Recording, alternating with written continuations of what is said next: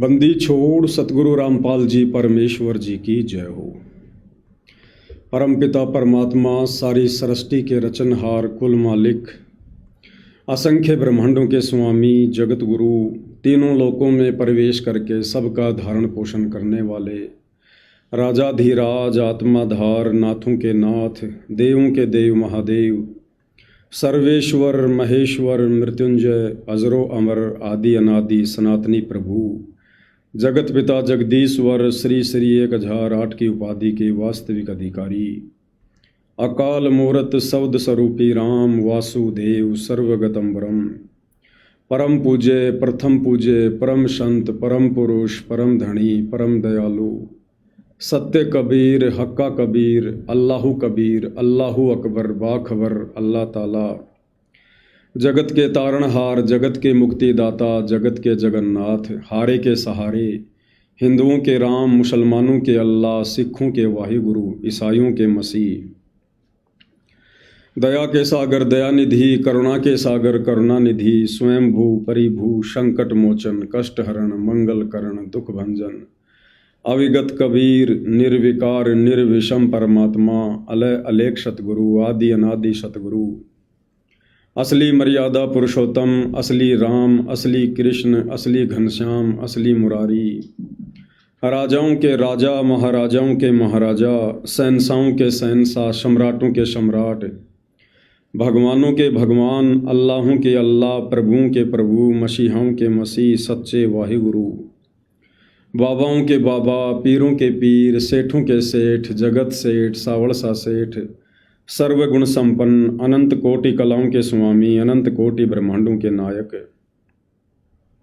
योगियों में महायोगी ध्यानियों में महाध्यानी सिद्धों में परम सिद्ध ज्ञानियों में तत्व ज्ञानी ब्रह्म ज्ञानी महाज्ञानी परम ज्ञानी सर्वश्रेष्ठ ज्ञानी विज्ञानी युवा कबीर समर्थ कबीर असमवात अमित ओजा सच्चे रहनुमा करीम अल्लाह सुभान अल्लाह दुनिया के अंतिम पैगंबर 8 सितंबर 1951 से गांव धनाना जिला सोनीपत हरियाणा भारतवर्ष की पावन भूमि पे प्रकट रियल कल्कि भगवान श्री नारायण साकार हरि श्री बाबा साहिब नूर अनंत परमात्मा सच्चे दरवेश सच्चे बाखबर संत श्रोमणी सतगुरु रामपाल जी परमेश्वर जी के चरण कमल में दास का अनंत कोटि दंडवत प्रणाम।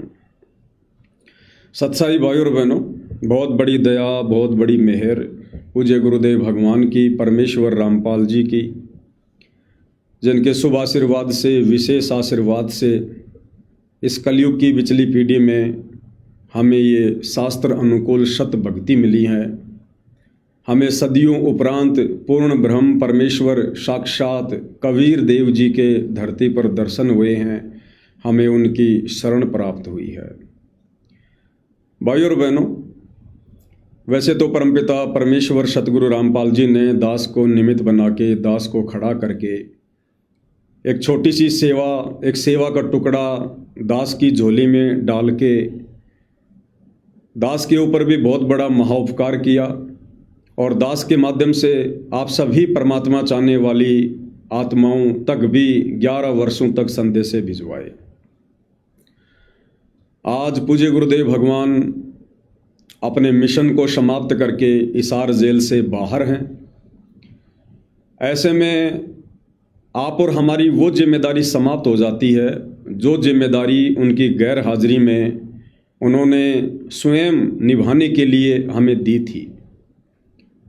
अब आगे हमारी जिम्मेदारी केवल मर्यादाओं में रहकर गुरुदेव की भक्ति को संपूर्ण करना है। तो भाइयों और बहनों, ज्ञान गंगा पुस्तक के ऊपर वीडियो बनाने की श्रृंखला जारी है और काफ़ी वीडियो बन चुके हैं, आप जी देख भी रहे हैं।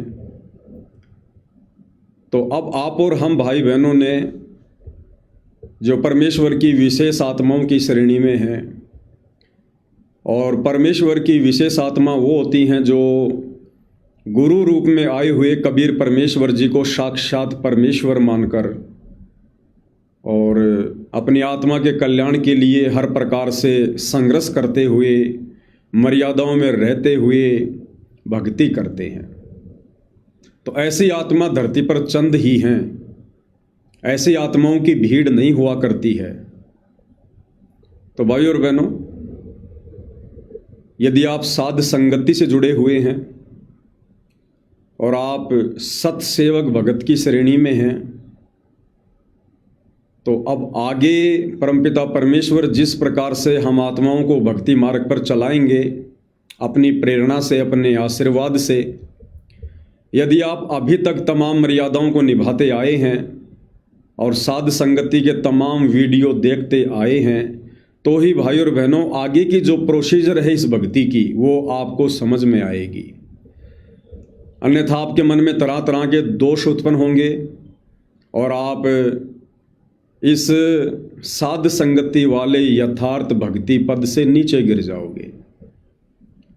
तो आगे साध संगति में परमेश्वर जी की प्रोसीजर में वही आत्मा ढल पाएगी, चल पाएगी जिन आत्माओं ने लंबे समय से साध संगति से जुड़कर साध संगति के प्रत्येक वीडियो देखे हैं और परमात्मा के भक्ति विधान से भली भांति परिचित हैं।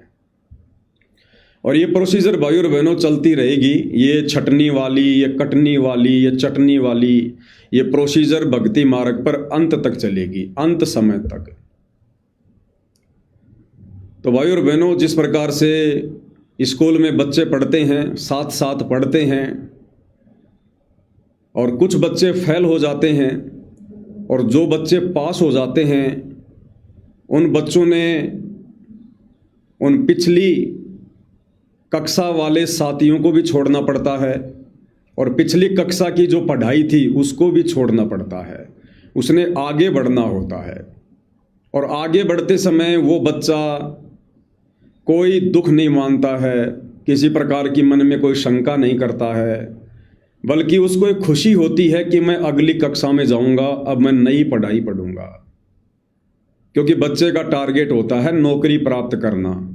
यदि उस बच्चे का लक्ष्य एक अच्छी नौकरी प्राप्त करना है, क्योंकि पढ़ाई का मकसद हमने केवल यही समझा है कि भाई मैं अच्छी नौकरी प्राप्त करूंगा, बढ़िया सुख सुविधा प्राप्त करूंगा, तो जब वो बच्चा आगे की क्लास में जाता है तो पीछे की कक्षा वाली पढ़ाई को, उन बच्चों को वो आसानी से छोड़ देता है, क्योंकि उसका टारगेट नौकरी प्राप्त करना होता है। इसी प्रकार भाइयों और बहनों, ये भक्ति मार्ग है। भक्ति मार्ग की जो पढ़ाई है वो आध्यात्मिक है। परम पूज्य परमेश्वर सतगुरु रामपाल जी हमारे टीचर हैं, हमारे लेक्चरार हैं, हमारे प्रिंसिपल हैं, हमारे हेडमास्टर हैं, सब कुछ हैं, हमारे गुरुदेव भगवान हैं। और इस भक्ति मार्ग में हमने केवल आगे की ओर ही कदम बढ़ाने होते हैं। इस भक्ति मार्ग में जो बिछुड़ जाते हैं, मर्यादा तोड़कर रह जाते हैं, भक्ति में गफलत करते हैं, हमने अपने उन साथियों को त्यागना होता है, छोड़ना होता है, क्योंकि हमारा लक्ष्य सतलोक प्राप्ति है, सतलोक के सुखों की प्राप्ति है। तो ऐसे भगत कभी भी भक्ति मार्ग पर किसी से यारी दोस्ती नहीं किया करते हैं।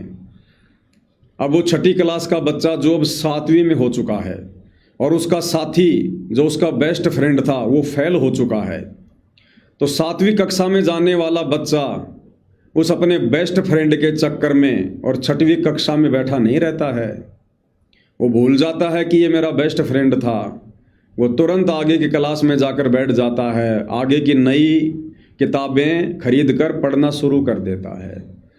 इसी प्रकार भाइयों और बहनों, कबीर परमेश्वर सतगुरु रामपाल जी के भक्ति मार्ग में ये यारी दोस्ती नहीं चला करती है, क्योंकि हमारा टारगेट सतलोक प्राप्ति है। अगर यारी दोस्ती के चक्कर में रह गए, यहीं पर अगर ये भाईचारा निभाने के चक्कर में रह गए, तो फिर जन्म मरण के चक्कर में भी रहना पड़ेगा। तो समझदार आत्मा कभी भी ऐसा पंगा जो है मोल नहीं लेती है। तो भाइयों और बहनों, अब जैसे जैसे हम पूज्य गुरुदेव भगवान के आशीर्वाद से साध संगति से जुड़कर और इस भक्ति मार्ग पर आगे बढ़ रहे हैं, सीढ़ी दर सीढ़ी आगे चढ़ रहे हैं, तो परमेश्वर हमें नई नई भक्ति की प्रेरणा भी करेंगे, हमें परमेश्वर भक्ति की ऊंचाइयों पर लेकर जाएंगे, क्योंकि परमेश्वर ने हमारा मोक्ष करना है। और मोक्ष किस विधि से होगा वो सारी विधि परमपिता परमेश्वर इस भक्ति मार्ग पर आप और हमसे लागू करवाएंगे। जिस प्रकार भाई और बहनों, जब तक हमें आम नहीं मिलता है तब तक आम की फोटो, आम का चित्र बहुत ज़रूरी होता है। वो आम का चित्र हमें रह रह कर याद दिलाता है कि आम क्या है, आम के क्या गुण हैं। तो उस चित्र को देखने से आम को प्राप्त करने की चाहत हमारे दिल में बनी रहती है। तो जब तक हमें आम प्राप्त नहीं होता है तब तक आम की फोटो बहुत ज़रूरी होती है, ताकि हमारे को भूल ना पड़े। और भाई और बहनों, जब हमें आम मिल जाता है, जब हम आम को खाना शुरू कर देते हैं, क्या उसके बाद आम की फ़ोटो की आवश्यकता रहती है? कोई ध्यान भी नहीं देता उस तरफ। क्यों? क्योंकि अब हमें ओरिजिनल आम मिल चुका है। ठीक इसी प्रकार भाई और बहनों, अब गुरुदेव भगवान के आशीर्वाद से हम भक्ति के अगले पायदान पर जा रहे हैं और अब हमने शब्द रूप में अपने पूज्य गुरुदेव भगवान की पूजा प्रारंभ करनी होगी, शब्द रूप में।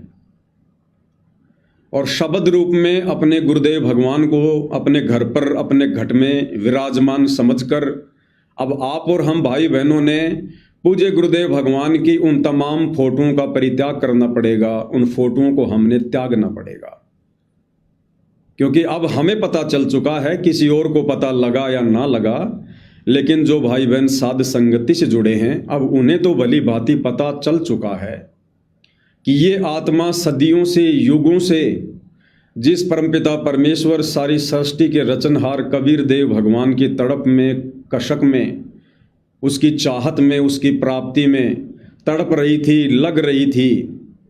अब वो कबीर परमात्मा इस कलयुग की बिचली पीढ़ी में 8 सितंबर 1951 के दिन गांव धनाना, जिला सोनीपत, हरियाणा, भारतवर्ष की पवित्र भूमि पर प्रकट हो चुका है। और वो कबीर देव भगवान हमें पूज्य गुरुदेव भगवान के रूप में मिल चुके हैं। और पूज्य गुरुदेव भगवान कोई आम इंसान नहीं है, कोई व्यक्ति नहीं है, कोई साधु संत या महात्मा जैसा हम सोचते हैं, मानते हैं, वो नहीं है। संत की, महात्मा की, साधु की केवल भूमिका करते हैं परमात्मा, हमारे निकट आने के लिए, हमें ज्ञान समझाने के लिए। तो हमें पता चल चुका है कि आज धरती पर साक्षात कबीर भगवान हमारे पूज्य गुरुदेव हैं। तो भाई और बहनों, अब हमने उनकी फोटों की कोई आवश्यकता नहीं है किसी भी प्रकार की। और वैसे भी आप जी देख रहे हैं भाई और बहनों, ये जो AI है, जब से AI आई है तब से गुरुदेव भगवान के स्वरूप को बिगाड़ दिया गया है।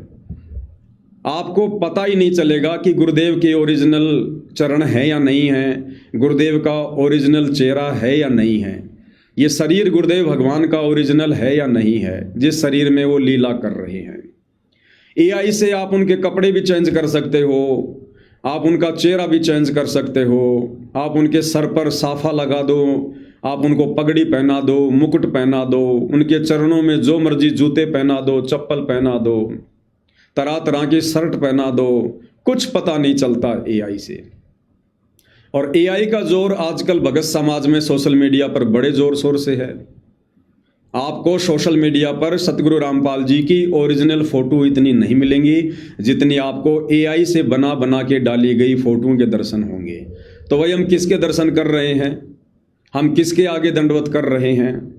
तो भाई और बहनों, ये काल आगे से आगे अपनी चाल चलता है, तो कबीर परमात्मा सतगुरु रामपाल जी भी आगे से आगे इसकी चाल को काटते रहते हैं।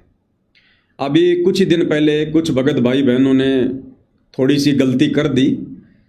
ठीक है, अपने गुरुदेव भगवान को दूध से स्नान करवाना कोई गलत बात नहीं है। आने वाले समय में साक्षात यदि मौका मिला, गुरुदेव भगवान ने मौका दिया, तो साक्षात उनको सारी दुनिया के सामने लाइव चलाएंगे यही मीडिया चैनल वाले, जो आज से पहले गुरुदेव भगवान के खिलाफ उल्टी खबरें निकाला करते थे, भ्रमित होकर कि संत रामपाल जी को दूध से नहलाया जाता था, फिर उस दूध की खीर बनाई जाती थी, फिर भक्तों में बांटी जाती थी। तो आने वाले समय में यदि गुरुदेव भगवान ने मौका दिया तो साक्षात पूरी दुनिया के सामने इन्हीं टीवी चैनलों पर, और यही लोग करेंगे कवरेज, लाइव चलाएंगे ये टीवी चैनल वाले, और साक्षात उनको दूध से नहलाया जाएगा। लेकिन साक्षात कुछ भगत भाई बहनों ने थोड़ी सी गलती कर दी, हालांकि उनके भाव अच्छे थे, श्रद्धा गुरुदेव के चरणों में थी, उनका मकसद कोई ऐसा नहीं था पाखंड फैलाने का, और जो उन्होंने किया उसको पाखंड नहीं कह सकते, वो श्रद्धा थी, और श्रद्धा भाई और बहनों अंधी होती है। लेकिन फिर भी हम पूज्य गुरुदेव भगवान की उन श्रेष्ठतम आत्माओं में से हैं जिनको परमेश्वर ने 25 साल की अपनी जो तपस्या है, जो संघर्ष है, उसमें छांट के साध संगत के रूप में साइड में किया है।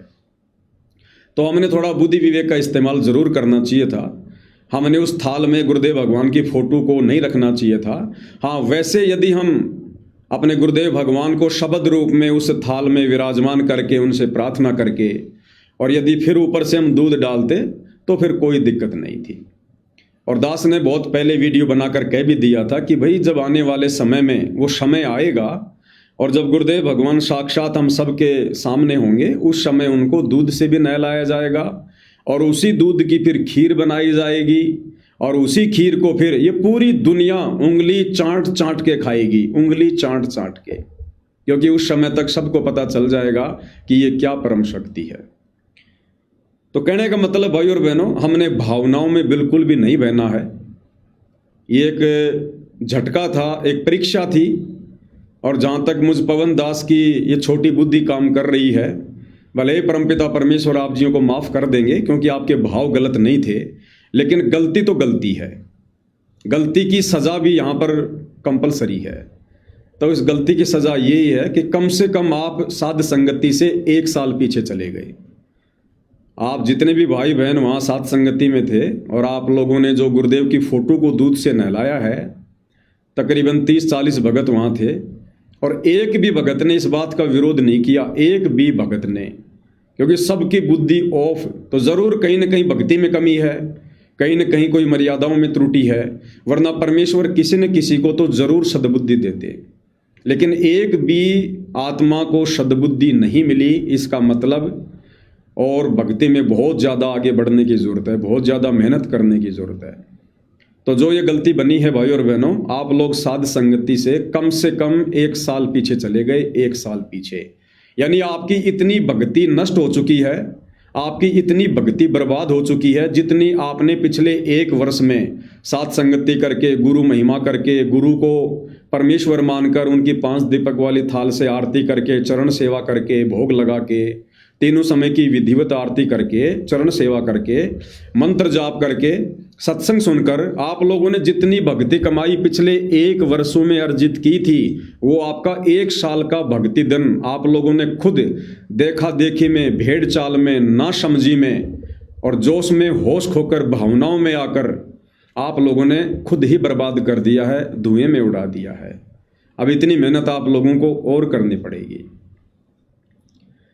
तो भाई और बहनों, ये परमेश्वर का मार्ग है। इस मार्ग में ये यारी दोस्ती नहीं चला करती है, ये देखा देखी नहीं चला करती है, भेड़ चाल नहीं चला करती है। तो कितना नुकसान उठा लिया उन आत्माओं ने। परमात्मा तो दयालु है, वो तो दया का सागर है, वो तो कितनी भयंकर गलती कर दो वो तो माफ़ कर देगा। सतलोक में हमने कितनी भयंकर गलती की थी, कितनी बड़ी हमने गलती की थी, क्या परमेश्वर ने माफ़ नहीं किया? माफ़ किया, तभी तो आज धरती पर आए हैं। आप और हमें भक्ति दी है ताकि हम वापस सतलोक चलें, लेकिन जो गलती हमने की थी, क्या हमने उसकी सज़ा नहीं पाई? अगर गुरुदेव ने माफ़ कर दिया यार, सतलोक से चलकर पुण्य धरती पर आज आ गए हैं, तो क्या हमने उस गलती की सज़ा नहीं पाई? क्या हमने सतलोक में जो भक्ति कमाई की थी, हमने सारी भक्ति हमारी नष्ट कर दी, तभी तो इस काल के लोक में आ गए, तभी तो गधे कुत्ते सूअर बन रहे हैं, नरक भोग रहे हैं। क्यों? क्योंकि हमने जो भक्ति सतलोक में की थी, वो हमने छोटी सी गलती करके सारी नष्ट कर दी, धुएं में उड़ा दी। तो इसी प्रकार भाई और बहनों, ये परमात्मा तो दयालु है, आपकी श्रद्धा को देखकर आप लोगों को माफ़ भी कर देगा, लेकिन जो भक्ति कमाई आप लोगों ने नष्ट की है, उसके लिए तो भाई और बहनों आपने फिर से मेहनत करनी पड़ेगी। देखो होता क्या है, पिछले 11 वर्षों से परमात्मा ने हर वो संदेशा दिलवा दिया, हर वो जानकारी दिलवा दी, ताकि हम कहीं धोखा ना खाएं। अब जैसे गुरुदेव भगवान अपने प्रवचनों में कहते हैं कि बच्चों, तुम ये ना सोचना कि अपनी भक्ति कमाई से तुम पार हो जाओगे। तुम लाख जन्म भी ये माला करते करते, मंत्र करते करते, आरती करते करते इस काल के जाल से मुक्त नहीं हो सकते जब तक तुम सतगुरु की मेहर प्राप्त करने के योग्य नहीं बनोगे। जब तक तुम अपने गुरुदेव को प्रसन्न नहीं करोगे तब तक तुम सतलोक नहीं जा सकते। चाहे कितनी भक्ति कर लो, कितना दान कर लो, कितने पाठ करवा दो, कितनी ज्योतियां करवा दो, चाहे रात दिन गुरुदेव के चरणों में क्यों ना लेटे रहो। उसके लिए क्या करना पड़ेगा? इन बातां के पाइए कर सतगुरु नजर निहाल, और राजी कर सतगुरु रूठे नू। हमने सतगुरुदेव भगवान को नजर निहाल करना पड़ेगा, उनको प्रसन्न करना पड़ेगा, खुश करना पड़ेगा, तब वो अपनी मेहर बख्शेंगे, हमें ग्रेस मार्ग देंगे। तो सतगुरु को प्रसन्न करने के लिए आप और हम भाई बहन साध संगति से जुड़कर ये तमाम भक्ति क्रियाएं कर रहे हैं, जिन भक्ति क्रियाओं के बाकी भगत समाज आसपास भी नहीं है, उनके शौपन में भी ये बातें नहीं हैं। हम पिछले कई वर्षों से गुरुदेव को वो भक्ति क्रिया कर करके उनको साक्षात पूर्ण ब्रह्म परमेश्वर मानकर घर घर में विराजमान करके, ज्ञान को आधार बना के, मर्यादाओं के लिए संघर्ष करके, उनकी आरती उतार के, उनको भोग लगा के, दूध से उनके चरण धो धो के हम उनको प्रसन्न तो कर रहे हैं ताकि गुरुदेव भगवान की मेहर हमारे ऊपर बरसे, उनका विशेष आशीर्वाद मिले और गुरुदेव प्रसन्न हो। और अगर गुरुदेव प्रसन्न होंगे तो फिर तुम कर दो पल में पार हो जा रजा थारी, 1 सेकंड में परमात्मा सतलोक में बैठा देगा। तो सोचिएगा भाई और बहनों, हम इतने वर्षों से अपने गुरुजी को प्रसन्न करने के लिए ये सारी भक्ति क्रिया कर रहे थे, और उनको प्रसन्न करने के लिए हमने कितनी मेहनत करनी पड़ रही है, कितना संघर्ष करना पड़ रहा है। और यदि वही गुरु हमारी किसी बात से अगर नाराज हो जाए तो क्या होगा? सोचिए, आप और हमने कितनी भक्ति कमाई करनी पड़ रही है गुरु जी को प्रसन्न करने के लिए, और वही गुरु यदि हमारी किसी कमजोरी से, किसी बात से अगर जरा सा नाराज हो जाए तो सोचो हमारी कितनी भक्ति कमाई नष्ट होगी, और दोबारा से उस गुरु को प्रसन्न करने में हमारे को कितना समय लगेगा। तो भाई और बहनों, लगभग 1 साल पीछे आप जितने भी भाई बहन सांजापुर की साथ संगति में गए थे, और जिन जिन भाई बहनों ने गुरुदेव को दूध से नहलाने वाली, यानी फोटो के ऊपर दूध डालकर गुरुदेव को नहलाने वाली जो गलती की है, 1 साल पीछे सभी भाई बहन जा चुके हैं। अब ये आप लोगों की आगे भाई, आप किस प्रकार से उस गलती का पश्चाताप करते हैं, किस प्रकार से आप अपने गुरुदेव के आगे नाक रगड़ रगड़ के उनके चरण धो धो के पीते हैं, उनसे माफ़ी मांगते हैं, ये आप भाई बहनों के ऊपर है। क्योंकि समझाने में परमात्मा ने कोई कमी नहीं रखवाई थी किसी भी प्रकार की। 11 साल से गला खराब हो गया। ये जो दास 3-3 4-4 मुकदमे अपने ऊपर लेके बैठा है बेवजह, जो जेल काट के आया है, लोगों के ये लठ खाए हैं, गालियां खाई हैं, और आज एक आतंकवादी जैसा जीवन जी रहे हैं। ये क्यों? ये आप भाई बहनों तक संदेशा पहुंचाने के लिए। और उसके बावजूद भी यदि आप गलती करोगे, भेड़ चाल में चलोगे, आंख बंद करके एक दूसरे सत्सेवक के ऊपर विश्वास करोगे कि सत्सेवक है तो सही करेगा, ये किसी के माथे पे थोड़ी लिखा हुआ है, तो भाई उस गलती की सजा भी मिलती है। फिर वो गलती चाहे मैं करूं चाहे आप करो, परमात्मा के लिए सभी आत्माएं बराबर हैं। परमात्मा कोई भेदभाव किसी प्रकार का नहीं करता है। तो भाई और बहनों, इसलिए परमात्मा अपनी वाणियों में कहते हैं, ये संसार विघन की घाटी कोई निकलेगा बिरला सूर। ऐसे धीरे धीरे धीरे धीरे छटनी होती जाएगी साथ संगत में। ये परमात्मा भीड़ का ग्राहक नहीं है, कौड़ियों का ग्राहक नहीं है। ये परमात्मा 24 कैरेट सोना बनाकर लेकर जाएगा, 24 कैरेट सोना, और बजा बजा के देखेगा, ठोक ठोक के।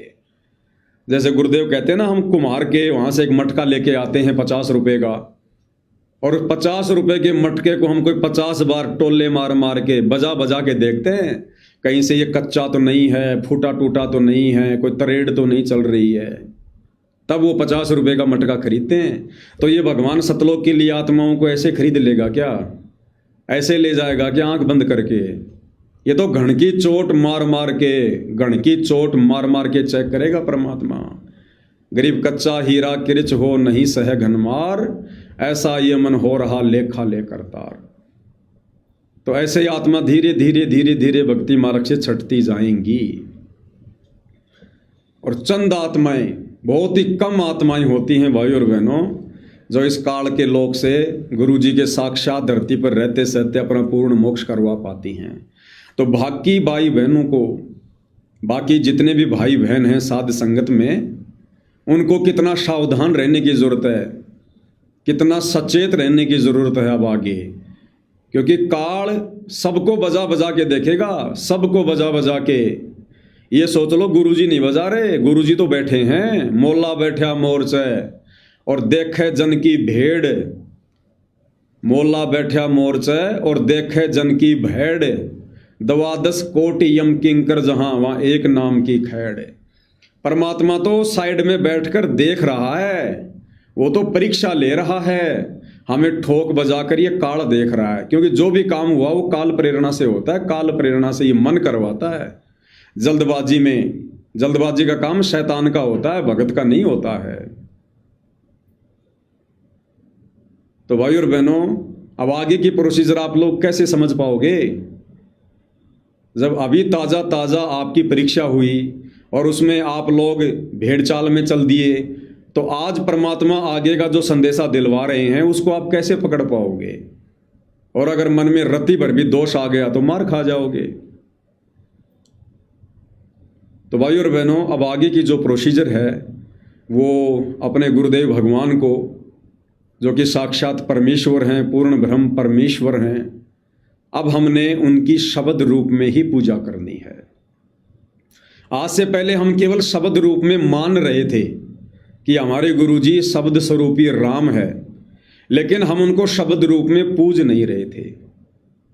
देखो, ये जो बुद्धि है ना जीव की, ये धीरे धीरे खुलती है, वो धीरे धीरे खुलती है। परमात्मा सीढ़ी दर सीढ़ी भगत को आगे बढ़ाता है, क्योंकि हमारी एक कैपेसिटी है, हमारी एक औकात है। अगर उससे ज़्यादा परमात्मा दे देगा तो हम सहन नहीं कर पाएंगे। जैसे एक मटका है, एक मटके की लिमिट है कि उसमें कितना पानी आएगा। अगर उससे ज़्यादा पानी उस मटके में डालोगे तो वो बूंद बूंद करके, और वो जो पानी है वो बाहर निकलेगा ही निकलेगा, इसमें कोई दो राय नहीं है। तो परमात्मा जब उचित समझेंगे उस हिसाब से धीरे धीरे और ये संदेश भक्ति मार्ग के दिलवाएंगे और लागू करवाएंगे। अब भाई और बहनों, वैसे तो आप जियों को पता चल गया होगा, हिसार जेल से बाहर आने के बाद गुरुदेव भगवान की जो लीला चल रही है, आपको सब समझ में आ गया होगा। दास ना तो बैकग्राउंड में जाएगा, ना दास जाना चाहता है, क्योंकि दास ने तो 1 महीने पहले ही लाइव आकर ये प्रण ले लिया है कि अब आगे हमने अपनी आत्मा का कल्याण करवाना है। जो भूमिका, जिस प्रकार की भूमिका परमात्मा ने जेल में रहते सहते दास से निभाई, परमेश्वर ने वो पूरी करवा दी है। अब मैं किसी के बारे में कुछ नहीं बोलने वाला।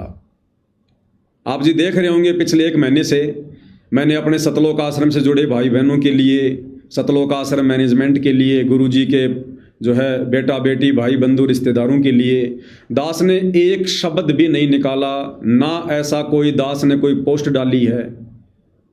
बाकी दास ने तो आप सभी भाई बहनों से उन वीडियो को डिलीट करने की भी जो है प्रार्थना की थी, क्योंकि अब दास की जिम्मेदारी समाप्त है। जो जिम्मेदारी परमात्मा ने अपनी गैर हाजिरी में दी थी, अब दास की जिम्मेदारी है अपनी भक्ति को पूरा करना। अब दास की जिम्मेदारी है सतलोक की तैयारी करना। अब दास की जिम्मेदारी ज़्यादा संदेशा देने की नहीं है। अगर संदेशे देते रहे आप लोग, लेते रहे, तो फिर वही भेड़चाल हो जाएगी। अब उन संदेशों के ऊपर अमल करने की ज़रूरत है, उन बातों को अपने भक्ति वाले जीवन में ढालने की, लागू करने की ज़रूरत है। तो भाई और बहनों, आज तक हम केवल अपने गुरुदेव भगवान को शब्द रूप में मान रहे थे, हम शब्द रूप में पूज नहीं रहे थे, क्योंकि आज से पहले हम मूर्ति पूजा कर रहे थे, मूर्ति पूजा। अब हमने मूर्ति पूजा को छोड़ना है, मूर्ति पूजा को त्यागना है। मूर्ति मूर्ति होती है, मूर्ति चाहे पत्थर की हो, चाहे सोने की हो, चाहे चांदी की हो, चाहे धातु की हो। मूर्ति चाहे कागज का पोस्टर हो, चाहे कागज की फोटो हो, मूर्ति मूर्ति है। अब हमने मूर्ति से नहीं पूजना, हमने सुरति से पूजना है, सुरति से, ध्यान से। तो दास ने 4-5 दिन पहले आप लोगों को मैसेज डाला था कि 17 मई 2026 को दास लाइव आएगा। तो उससे पहले 4-5 रोज परमेश्वर ने दास से रिहर्सल करवाई है। दास ने ये समय थोड़ा सा इसलिए रखा आगे का क्योंकि भाई और बहनों ये समय बहुत ज़्यादा भयानक है, क्रिटिकल समय है। मन मेरे अंदर भी है, काल मेरे पीछे भी लगा हुआ है, आप लोगों से ज़्यादा लगा हुआ है। तो दास ने 4-5 दिन का समय, क्योंकि जब मुझे ये प्रेरणा हुई तो दास ने गुरुदेव को दंडवत प्रणाम करके और 4-5 दिन का समय लिया कि परमात्मा दास 2 कोटि का जीव है, हो सकता है ये काल प्रेरणा हो। और अब जो समय है वो बहुत ज़्यादा सोच समझ कर बहुत ही ध्यानपूर्वक एक एक कदम भक्ति मार्ग पर आगे रखने का है। तो दास ने गुरुदेव से अर्ज की, प्रार्थना की कि परमेश्वर दास से कुछ भी गलत हो जाए इस भक्ति मार्ग पर, हो नहीं जाए। अगर कुछ गलत होना हो आपके भक्ति मार्ग पर, उससे पहले परमात्मा मेरे तो प्राण निकाल देना, इस दास की टिकट काट देना यहाँ से। अगर कुछ गलत होना हो तो उससे पहले ही दास की टिकट काट देना, क्योंकि अब यदि इस भक्ति मार्ग पर आपकी इतनी पहचान होने के बाद अगर गलती हो गई तो परमात्मा फिर जी नहीं पाएंगे, फिर अपने आप को कभी फिर माफ नहीं कर पाएंगे, अपनी नजरों से गिर जाएंगे फिर। तो 4-5 दिन का दास ने गुरुदेव भगवान से समय लिया कि पहले दास अपने घर पर इस बात की रिहर्सल करेगा, क्या अनुभव है, उसके बाद दास आगे संगत को संदेशा देगा। तो पिछले 4-5 दिनों से दास अपने घर पर अपने गुरुदेव भगवान के शब्द रूप में पूजा कर रहा है, और जो अनुभव दास को हुआ है वो बिल्कुल लाजवाब है, एकदम परमपिता परमेश्वर जी की प्रेरणा है, उन्हीं के आशीर्वाद से अब ये संदेश आप जीवों को आगे दिया जा रहा है। तो भाई और बहनों, आज से पहले हम जब भी पूज्य गुरुदेव भगवान की तीनों समय की आरती हम करते हैं, तो आरती तो हम लोग उनके दरबार में खड़े होकर भक्ति बोध हाथ में लेकर, या जैसे भी आपको याद है तो मौखिक और पूज्य गुरुदेव भगवान का आसन लगाकर और 5 दीपक वाली थाल के साथ और सिंहासन पर गुरुदेव की एक तस्वीर, एक फोटो रखकर हम गुरुदेव भगवान की तीनों समय की आरतियां करते हैं। लेकिन भाई और बहनों, हम केवल फोटो की पूजा कर रहे थे, हम अपने गुरु की पूजा नहीं कर रहे थे। हम फोटो की पूजा कर रहे थे, हम मूर्ति की पूजा कर रहे थे। ठीक है, आज से पहले हम कर रहे थे, उस समय तक हमें ज्ञान नहीं था, हमारी बुद्धि वहां तक नहीं जा रही थी, वो भक्ति हमारी ज्यों की त्यों हमारी सफल है। हमने फोटो को रखकर जो आरतियां की हैं, जो भोग लगाए हैं, वो हमारी भक्ति व्यर्थ नहीं है, बिल्कुल ज्यों की त्यों हमारी भक्ति खाते में है। लेकिन अब हमें आगे की प्रोसीजर का पता चल गया, तो अब यदि हम पहले वाली प्रोसीजर को अपनाएंगे, मूर्ति पूजा करेंगे, तो फिर हमारी वो भक्ति नहीं बनेगी। फिर हम चाहे कितनी ही पूजा कर लें, वो भक्ति हमारी काउंट नहीं होगी, वो जानबूझकर सांची तजने वाली कैटेगरी में होगी। तो अब हमने मूर्ति पूजा को भाई और बहनों त्यागना है, क्योंकि अब हमें साक्षात आम प्राप्त हो चुका है। जब तक आम नहीं होता है तब तक आम की फोटो को देखना, आम की फोटो को अपने पास में रखना ज़रूरी होता है, ताकि याद बनी रहे और आम की जो है प्राप्ति की चाहत बनी रहे। और जिस दिन आम मिल जाता है उसके बाद फोटो की कोई आवश्यकता नहीं है, फिर तो आम खाओ, आम के मिठास का आनंद लो, फिर तो दूसरों को बताओ कि भाई आम के ये गुण हैं, वास्तव में आम इतना मीठा होता है, इतना आनंद आता आम को खाने से। फिर फोटो को हाथ में लेकर लहराने से कोई फायदा नहीं, जिसने आम खा लिया, जिसने आम प्राप्त कर लिया। ठीक इसी प्रकार भाई और बहनों, हमारे पूज्य गुरुदेव भगवान साक्षात कबीर परमात्मा हैं। इनकी तलाश में, इनके तड़प में हम युगों से भटक रहे थे। जिसने जैसी फोटो, जिसने जैसी मूर्ति हमें इनकी पकड़ा दी कि ये भगवान है, ये परमात्मा है, उसी को हमने पूजना शुरू कर दिया। अब कलयुग की बिचली पीढ़ी है, परमात्मा ने सर्व धर्मशास्त्रों से सारा भेद निकाल के दे दिया है, साक्षात खुद धरती पर प्रकट हैं, हम उनकी शरण में हैं। अब हमने फोटो से कोई लेना देना नहीं है, अब हमने शब्द की पूजा करनी है, शब्द की, सुरती से, ध्यान से। तो आज के बाद आपको केवल संदेशा दे रहा हूं, ये कोई जबरदस्ती थोपना नहीं है, कोई आदेश मत समझ लेना इसको। और मैं पवन दास यदि आप जियों को कह रहा हूं तो आपने मानना ही पड़ेगा, ऐसा भी मत मान लेना बिल्कुल भी, वरना ये भी देखा देखी हो जाएगी, भेड़ चाल हो जाएगी। जिस प्रकार मुझे खुद मेरे गुरुदेव भगवान ने प्रेरणा की, यानी मेरे गुरु जी का आदेश हुआ कि बेटा अब इन फोटों को हटा दे और शब्द रूप में ध्यान लगा, शब्द रूप में पूजा कर, तो मैंने डायरेक्ट अपने गुरुदेव की उस प्रेरणा को, उस आदेश को लागू नहीं किया। मैंने अपने गुरुदेव से प्रार्थना करके 5 दिन का समय मांगा कि परमात्मा हो सकता है ये मेरी परीक्षा हो, जल्दबाजी में कैसे मैं कोई फैसला ले लूं। मैं तो शरीर हूं, अंदर मेरी आत्मा जो आपका अंश है, जब तक वो स्वीकार नहीं करेगी परमेश्वर दास तो लागू नहीं कर पाएगा, मेरी तो इतनी हिम्मत नहीं है। तो आप भाई बहन भी ऐसा नहीं है कि पवन दास ने वीडियो बना दिया और जब तक आपकी आत्मा इस बात को स्वीकार ना करे, और आत्मा स्वीकार किए बिना आपने जबरदस्ती आज से ही फोटो हटा दी और लग गए ध्यान लगाने, और यदि मन में फिर भी कोई दोष है किसी प्रकार का, पूरी बात समझ में नहीं आई है, आत्मा उस बात को स्वीकार नहीं कर रही है, तो जबरदस्ती करोगे तो भी वो भेड़ चाल हो जाएगी, देखा देखी हो जाएगी। आप उस कैटेगरी में आ जाओगे, गुरु को तजे भजे जो आना था पशुओं को फोकट ज्ञाना। तो दास के माध्यम से परमात्मा जो संदेशा दिलवा रहे हैं, वो संदेशा यदि आपकी अंतरात्मा बिल्कुल गहराई से जान ले, पहचान ले, आपकी आत्मा बिल्कुल स्वीकार कर ले, हाँ यही सत्य है, उसके बाद अपने गुरुदेव को दंडवत प्रणाम करके और उसके बाद आप जी इस विधि से गुरुदेव भगवान की पूजा शुरू कीजिएगा, क्योंकि ये देखा देखी का मार्ग नहीं है। और दास ने आपको पिछले 11 वर्षों से कभी देखा देखी में नहीं चलाया, कभी भी, क्योंकि मेरा मकसद लोगों को मूर्ख बनाना नहीं है, किसी को ठगना नहीं है, मेरा मकसद कोई आश्रम खोलकर संत महंत बनना नहीं है। दास एक भगत है, अपनी भक्ति करके सतलोक जाना मेरा टारगेट है।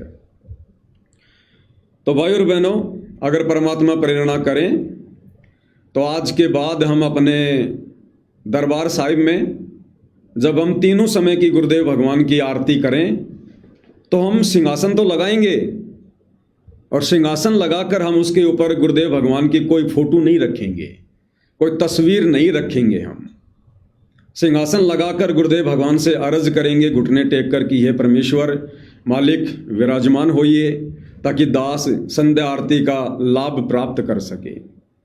हमने ये भी नहीं कहना कि गुरुदेव शब्द रूप में विराजमान होइए, नहीं, ये फिर एक आदेश हो जाता कि शब्द रूप में विराजमान होइए। क्या पता परमात्मा शरीर रूप में विराजमान होना चाहते हो, क्या पता उस दिन परमात्मा चाहते हो कि मैं अपने बच्चे को साक्षात दर्शन दूंगा, क्योंकि अब इसने मुझे पहचान तो लिया ही है, अब ये लुकमा छुपी का खेल बंद। क्या पता परमात्मा साक्षात सिंहासन पर आकर विराजमान होने चाहते हैं, वो तो सर्वशक्तिमान है, कुछ भी कर सकते हैं परमात्मा। क्षण भर में गायब, क्षण भर में वो प्रकट, जैसे धर्मदास जी के सामने क्षण भर में प्रकट, क्षण भर में गायब।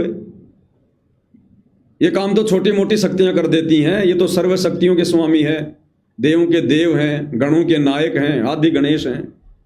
तो हमने ये नहीं कहना कि हे पूज्य गुरुदेव भगवान आसन पर शब्द रूप में विराजमान होइए, नहीं, हे परमेश्वर, हे पूज्य गुरुदेव भगवान अपने दास को संध्या आरती का लाभ देने के लिए परमेश्वर आसन पर विराजमान होइए, आप जी का आसन तैयार है।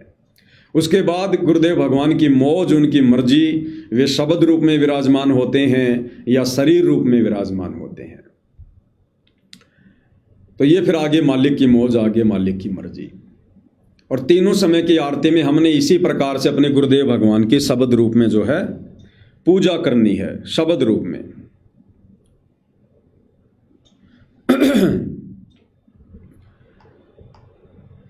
अब भाइयों और बहनों, होगा क्या, आज से पहले जैसे हम गुरुदेव भगवान की फोटो रखा करते थे, तस्वीर रखा करते थे, यदि हम साध संगति से जुड़े भाई बहन अपने पूज्य गुरुदेव सतगुरु रामपाल जी को अपने घर पर अगर शब्द रूप में विराजमान मानकर जो सिंहासन हम लगाते हैं, आसन हम लगाते हैं, अगर उस सिंहासन पर हम अपने गुरुदेव को शब्द रूप में विराजमान मानकर अगर हम उनकी आरती उतार रहे हैं, तो फिर फोटो रखने की क्या आवश्यकता है। अगर आपने ये मान लिया कि मेरे गुरुदेव भगवान इस आसन पर शब्द रूप में विराजमान हैं, तो फिर फोटो की क्या आवश्यकता है, फिर फोटो का क्या मतलब रह गया। फिर जब गुरु जी साक्षात शब्द रूप में विराजमान हैं तो फिर फोटो का क्या मतलब है? और यदि हम फोटो रख रहे हैं तो फिर शब्द रूप में विराजमान कहां से हो जाएंगे? यदि हम फोटो रख रहे हैं तो फिर हम शब्द रूप में कहां मान रहे हैं? और जब तक हम सिंहासन पर फोटो रखकर गुरुदेव की आरती उतारेंगे या गुरुदेव को भोग लगाएंगे या चरण सेवा करेंगे तो भाइयों और बहनों, हमारा ध्यान उस फोटो के ऊपर ही केंद्रित रहता है। हमारा ध्यान पूरी आरती में, पूरे भोग में उस फोटो के ऊपर ही केंद्रित रहता है, क्योंकि हम फोटो को देख रहे होते हैं। और जब हमारा ध्यान फोटो के ऊपर केंद्रित होता है तो गुरुदेव के शब्द रूप पर हमारा ध्यान नहीं जाता। हमें गुरुदेव भगवान साक्षात बैठे हुए दिखाई नहीं देते। फिर तो अब हमने शब्द रूप में आगे गुरुदेव भगवान की पूजा करनी है। देखो, ये हमारे विश्वास के ऊपर है, ये हमारी भक्ति के ऊपर, हमारी श्रद्धा के ऊपर है। ये तो सक्षम है भाइयों और बहनों। हम ये नहीं चाहते कि गुरुदेव भगवान साक्षात वहां पर हमें दिखाई दें और जैसे नामदेव का दूध पिया था परमात्मा ने पत्थर से प्रकट होकर, ऐसे गुरुदेव भगवान हमारे खीर खाएं, हलवे खाएं। नहीं, हमारी ऐसी कोई इच्छा नहीं है। जिनको परमात्मा की पहचान हो जाती है, जो समर्थ की समर्थता से जो परिचित हो जाते हैं, फिर वो इन चमत्कारों की उम्मीद नहीं करते हैं। उनको पता है कि ये तो परमेश्वर है, क्षण भर में क्या से क्या कर दे। फिर उस भगत को चमत्कारों की उम्मीद नहीं होती है कि गुरुजी ऐसा चमत्कार कर दें, गुरुजी साक्षात प्रकट हो जाएं। और जिन आत्माओं ने शब्द रूप में अपने गुरुजी को मान लिया, जान लिया, पहचान लिया, और यदि गुरुदेव साक्षात भी वहां पर आसन पर विराजमान हो जाएं, अपने दर्शन दे दें, तो भी वो आत्मा ज्यादा आश्चर्यचकित नहीं होती हैं। मान लीजिए हम अब अपने गुरुदेव भगवान को शब्द रूप में विराजमान करके आज से हमने उनकी फोटोएं हटा दी और हम अपने गुरुदेव को जब भी आरती करेंगे, भोग लगाएंगे, चरण सेवा करेंगे, हम उनको शब्द रूप में विराजमान मानकर और हम आरती कर रहे हैं, भोग लगा रहे हैं। और यदि अचानक से गुरुदेव भगवान ने अपना स्वरूप दिखा दिया, आसन पर बैठे हुए दिखाई दिए, और उस समय यदि किसी आत्मा की आंखों में आंसू आ गए, यदि किसी ने तुरंत दंडोत प्रणाम किया, आत्म विभोर हो गए, ओहो गुरुजी गुरुजी गुरुजी, तो भी वो भगत फैल है। इसका मतलब तो शरीर रूप को मान रहा था, शरीर को देखते ही तो आत्म विभोर हो गया, आश्चर्यचकित हो गया, और पहले कह रहा था कि मेरे गुरुजी शब्द रूप में बैठे हैं। यानी जो वास्तविक रूप है गुरु का, शब्द रूप, हमने उस पर विश्वास करना है। अगर गुरुजी शरीर रूप में अगर आसन पर विराजमान दिखाई भी दे गए तो हमने ज्यादा आश्चर्यचकित होने की जरूरत नहीं है, हमने विशेष भाव दिखाने की जरूरत नहीं है। फिर तो हम गुरुजी को शब्द रूप में कम और शरीर रूप में ज्यादा महत्व दे रहे हैं। जो दिखाई दे गए तो हम सावधान हो गए, और नहीं दिखाई दे रहे थे शब्द रूप में तो हम नॉर्मली सब कुछ कर रहे थे। तो भाइयों और बहनों, जिन आत्माओं ने सतलोक जाना है उनको पूरी तरह से तैयार होना पड़ेगा। अपने गुरु को शब्द रूप में ही मानना पड़ेगा और अपने साथ मानना पड़ेगा। वो गुरुदेव की मौज, गुरुदेव की मर्जी, वो क्षण भर में शब्द रूप में भी आ जाएंगे, क्षण भर में शरीर रूप में भी दिखाई दे जाएंगे। हमारे लिए तो दोनों रूप एक जैसे हैं, सेम हैं। हमने ज्यादा आश्चर्यचकित होने की आवश्यकता नहीं है। अगर कभी परमात्मा ऐसा भी कोई चमत्कार कर दे तो ध्यान रख लेना। तो अब हमने अपने गुरुदेव भगवान की जो फोटोएं हैं, उन फोटोओं को हमने ससम्मान हमने उन फोटोओं को अपने घर पर कहीं रख देना है, या हमने उन फोटोओं को बहते हुए जल में जल प्रवाह कर देना है। केवल एक फोटो रख लो अपने दरबार में, केवल एक फोटो रख लो कहीं भी, लेकिन गुरुदेव के बेड पर मत रखो, गुरुदेव के आसन पर मत रखो। दर्शन के लिए एक फोटो कहीं भी रख लो, एक फोटो अपनी रसोई में रख लो, जहाँ पर आप जी भोजन भंडारा बनाते हो। एक फ़ोटो अपने दरबार में कहीं कोई दीवार पर, कहीं कोई टेबल पे रख लो, कोई दिक्कत नहीं है। लेकिन जहाँ हमारा पूजा स्थल है, जहाँ हमारा दरबार है, जहाँ गुरुदेव का आसन लगा हुआ है, जहाँ गुरुदेव का बेड लगा हुआ है, उस बेड के ऊपर, उस दरबार साहिब में किसी प्रकार की कोई फ़ोटो हमने गुरुदेव भगवान की नहीं रखनी है। ना तीनों समय की आरती के समय, ना भोग लगाते समय, ना चरण सेवा करते समय हमने गुरुदेव की कोई फोटो आसन पर नहीं रखनी है। केवल आसन आसन लगाएंगे, सिंहासन सिंहासन लगाएंगे, उसके ऊपर हम चवर भी करेंगे, उसके ऊपर हम यदि गर्मी है तो पंखा भी करेंगे। हम गुरुदेव भगवान की 5 दीपक वाली थाल से आरती भी उतारेंगे, उनके सामने भोग रखकर हम उनसे प्रार्थना भी करेंगे। लेकिन अब हम मूर्ति पूजा नहीं करेंगे, क्योंकि हमारे गुरुदेव शब्द स्वरूपी राम हैं और इनका जो असली रूप है वो शब्द है। हम हैं शब्द शब्द हम माही, हमसे भिन्न और कछु नाही। और शब्द रूप में ही ये परमात्मा हमें यहाँ से सतलोक लेकर जाएंगे। तो हमने अभी से वो रिहर्सल करनी है। हम नित्य नियम में पढ़ते हैं, गरीब ऐसा सतगुरु हम मिल्या, शब्द समान ना होए, शब्द समान ना होए। यानी हमें ऐसे सतगुरुदेव भगवान मिले हैं जिनका शब्द रूप है। तो भाई और बहनों, फिर फोटो की क्या आवश्यकता है? अब हमने इन आंखों से देखकर भक्ति नहीं बनानी है। अब हमने अंतर आत्मा की आंखों से, सुरती की आंखों से, अब हमने ध्यान से अपने गुरुदेव के दर्शन करने हैं। जैसे अब हम फोटो को हटाकर गुरुदेव भगवान का आसन लगाकर गुरुदेव से घुटने टेक कर प्रार्थना करेंगे कि हे गुरुदेव भगवान, अपने इस दास को, अपनी दासी को संध्या आरती का लाभ दीजिए परमपिता परमेश्वर। हे मालिक, आप जी का आसन तैयार है, आप जी विराजमान होइए गुरुदेव भगवान। और उसके बाद भाई और बहनों, जैसा दास का अनुभव है, उसके बाद जब हम चाहे गुरुदेव पर चवर करेंगे, या हम पूज्य गुरुदेव भगवान पर पंखा करेंगे, या हम गुरुदेव भगवान की 5 दीपक वाली थाल से आरती उतारेंगे। अब भाई और बहनों, ऑटोमेटिक, क्योंकि ये प्रोसीजर मुझ पवनदास की नहीं है, पवनदास तो केवल एक निमित्त है, ये समय समय पर परमात्मा ही लागू करवाता है। तो अब वो समय आ गया, हमारी जो स्टेज है अब गुरु को शब्द रूप में पूजने के योग्य हो चुकी है। अब शब्द रूप में पूजने के योग्य हो चुकी है।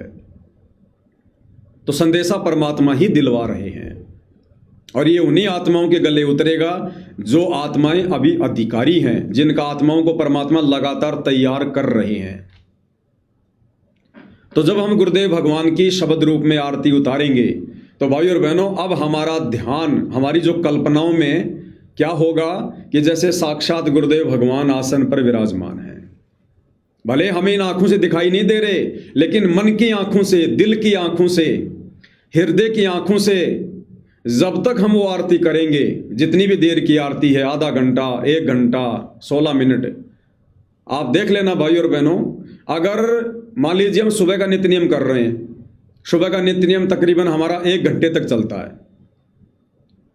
1 घंटे में भाई और बहनों, दास ने पिछले 4-5 दिनों में जो अनुभव किया है, मुश्किल से 2 मिनट बीच बीच का समय निकाल के, मुश्किल से 2 मिनट यदि मेरा ध्यान कहीं गया हो, इधर उधर की बातों पर और कहीं पर, तो बात अलग है। बाकी 58 मिनट मेरा ध्यान आसन के ऊपर टिका रहा, और जो हृदय की आंखें हैं वो यही देख रही थी कि गुरुदेव भगवान साक्षात विराजमान है। अब वो आप भाई बहनों की अपनी उन कल्पनाओं के ऊपर है, आप किस रूप में अपने गुरुदेव को आसन पर विराजमान मान रहे हैं, किन कपड़ों में मान रहे हैं, किस स्थिति में मान रहे हैं।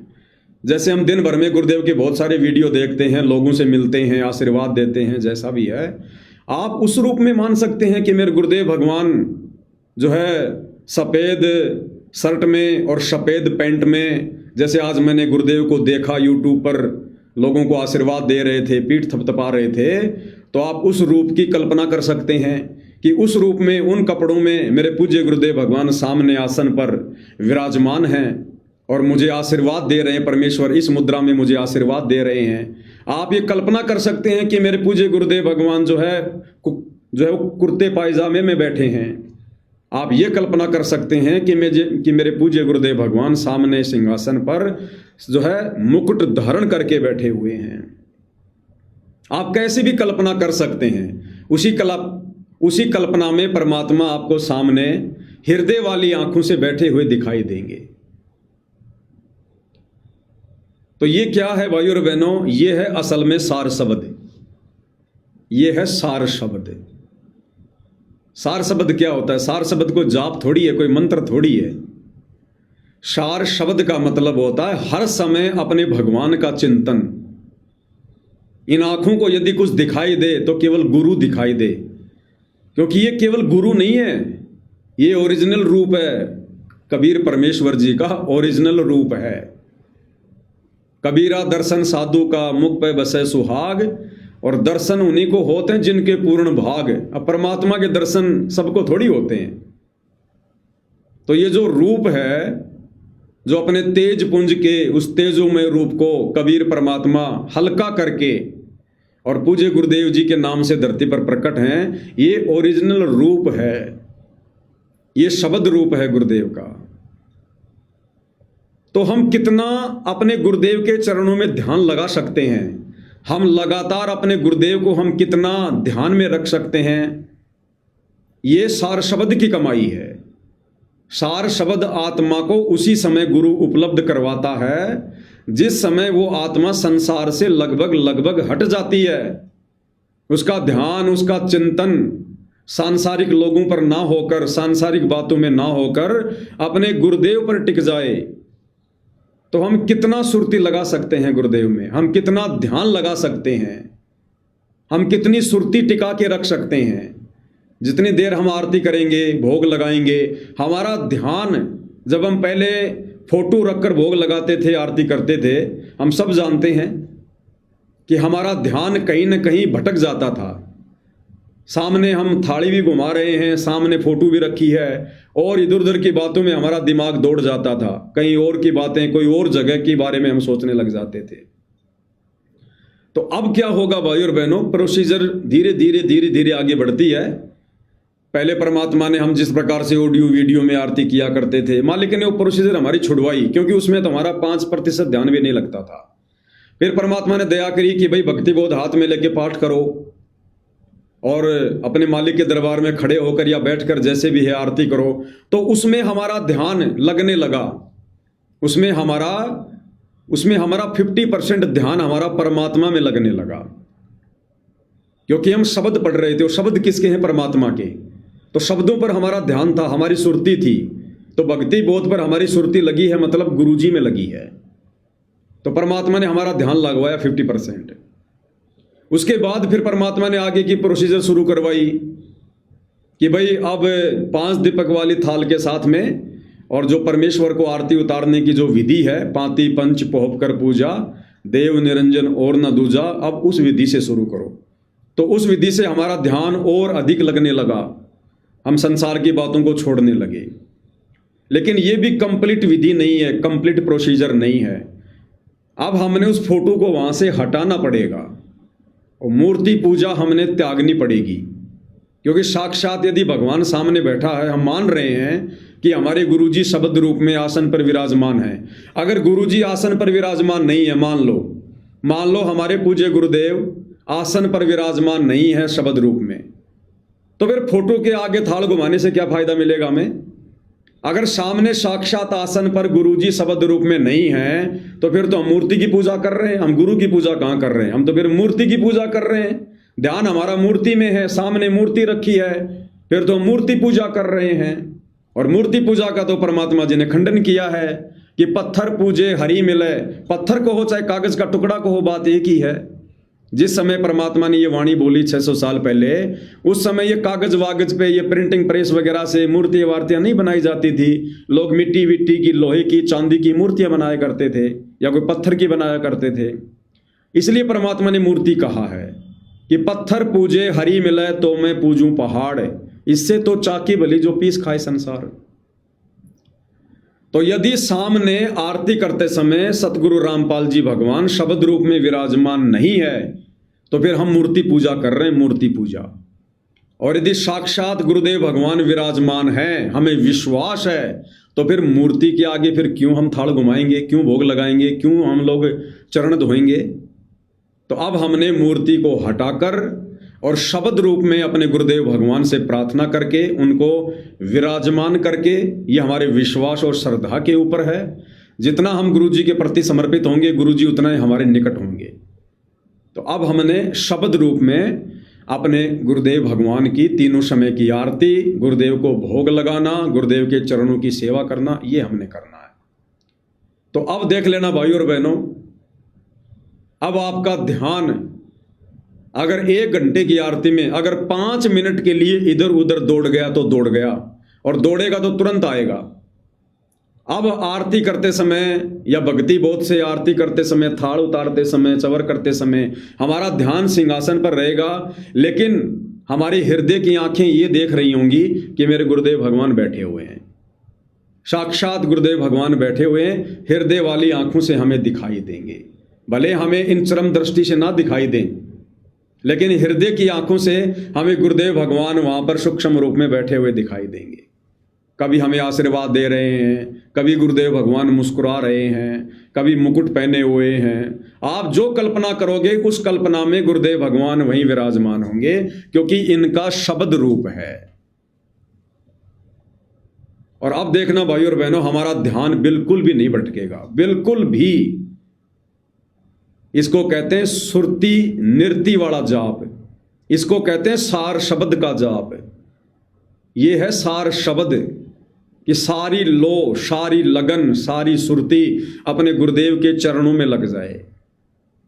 तो वो जो वास्तविक जो शब्द है, देखो ये तो केवल प्रोसीजर चल रही है, प्रैक्टिकल चल रही है।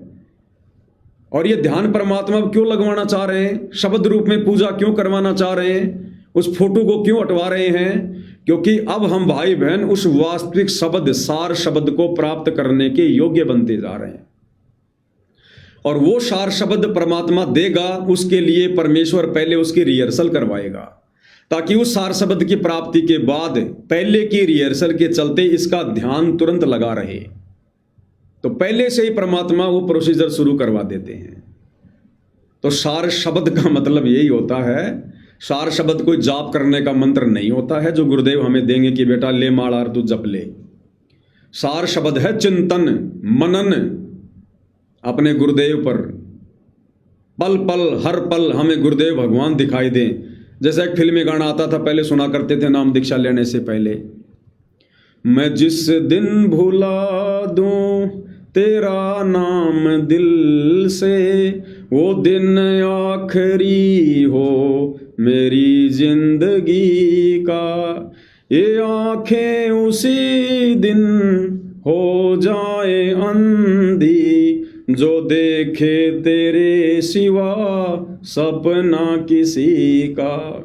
अब बताओ, ये 2 कोड़ी के जीव, ये नाचने गाने वाले, ये फिल्मी लोग, और उस हार मास के लोथड़े शरीर के लिए क्या कह रहे हैं, अपनी प्रेमिका के लिए वो प्रेमी, और वो भी नकली एक्टिंग। और क्या कह रहा है कि ये आंखें उसी दिन हो जाएं अंधी, जो देखे तेरे सिवा सपना किसी का।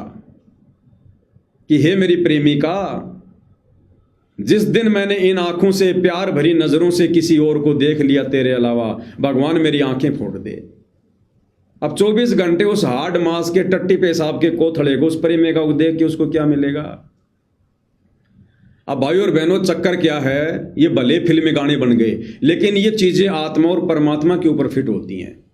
आत्मा और परमात्मा के ऊपर इतना ही प्रेम, इतनी लगन, इतना ध्यान, इतनी सावधानी इस आत्मा ने अपने पिता परमेश्वर के लिए करनी है कि हे गुरुदेव भगवान, जिस दिन ये आंखें आपके सिवा किसी और को देखें, गुरु रूप में, परमात्मा रूप में, ये आंखें फूट जाएं मेरी।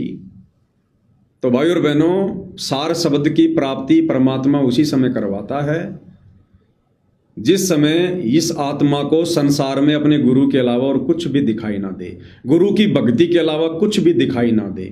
ना किसी प्रकार की कोई मान बढ़ाई हो, ना कोई स्तुति या महिमा की चाहत हो, ना कोई भाईचारा निभाना हो, ना कोई रिश्तेदारी निभानी हो, ना संसार की किसी चीज़ की इच्छा हो, ना डिमांड हो, ना कोई बड़ा मकान बनाने की, कोई कोठी बनाने की, कोई बड़ी कार खरीदने की, कोई दिखावा करने की, और ना ही संसार में जीने की।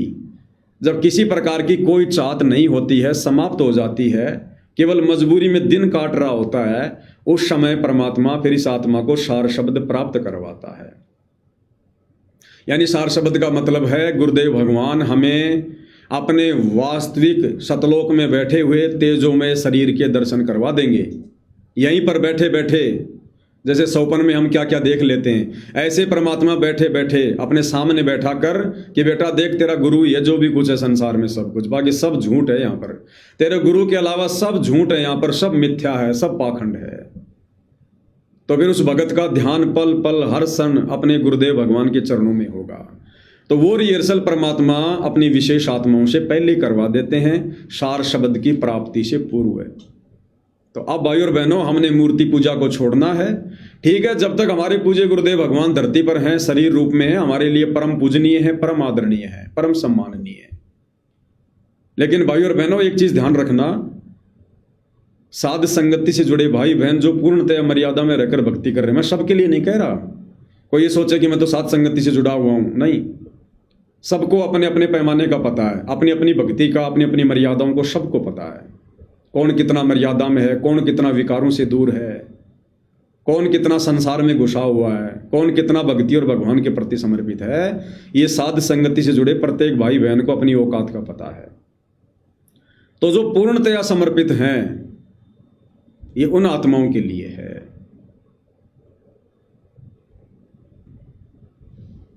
तो दास क्या कहना चाह रहा था?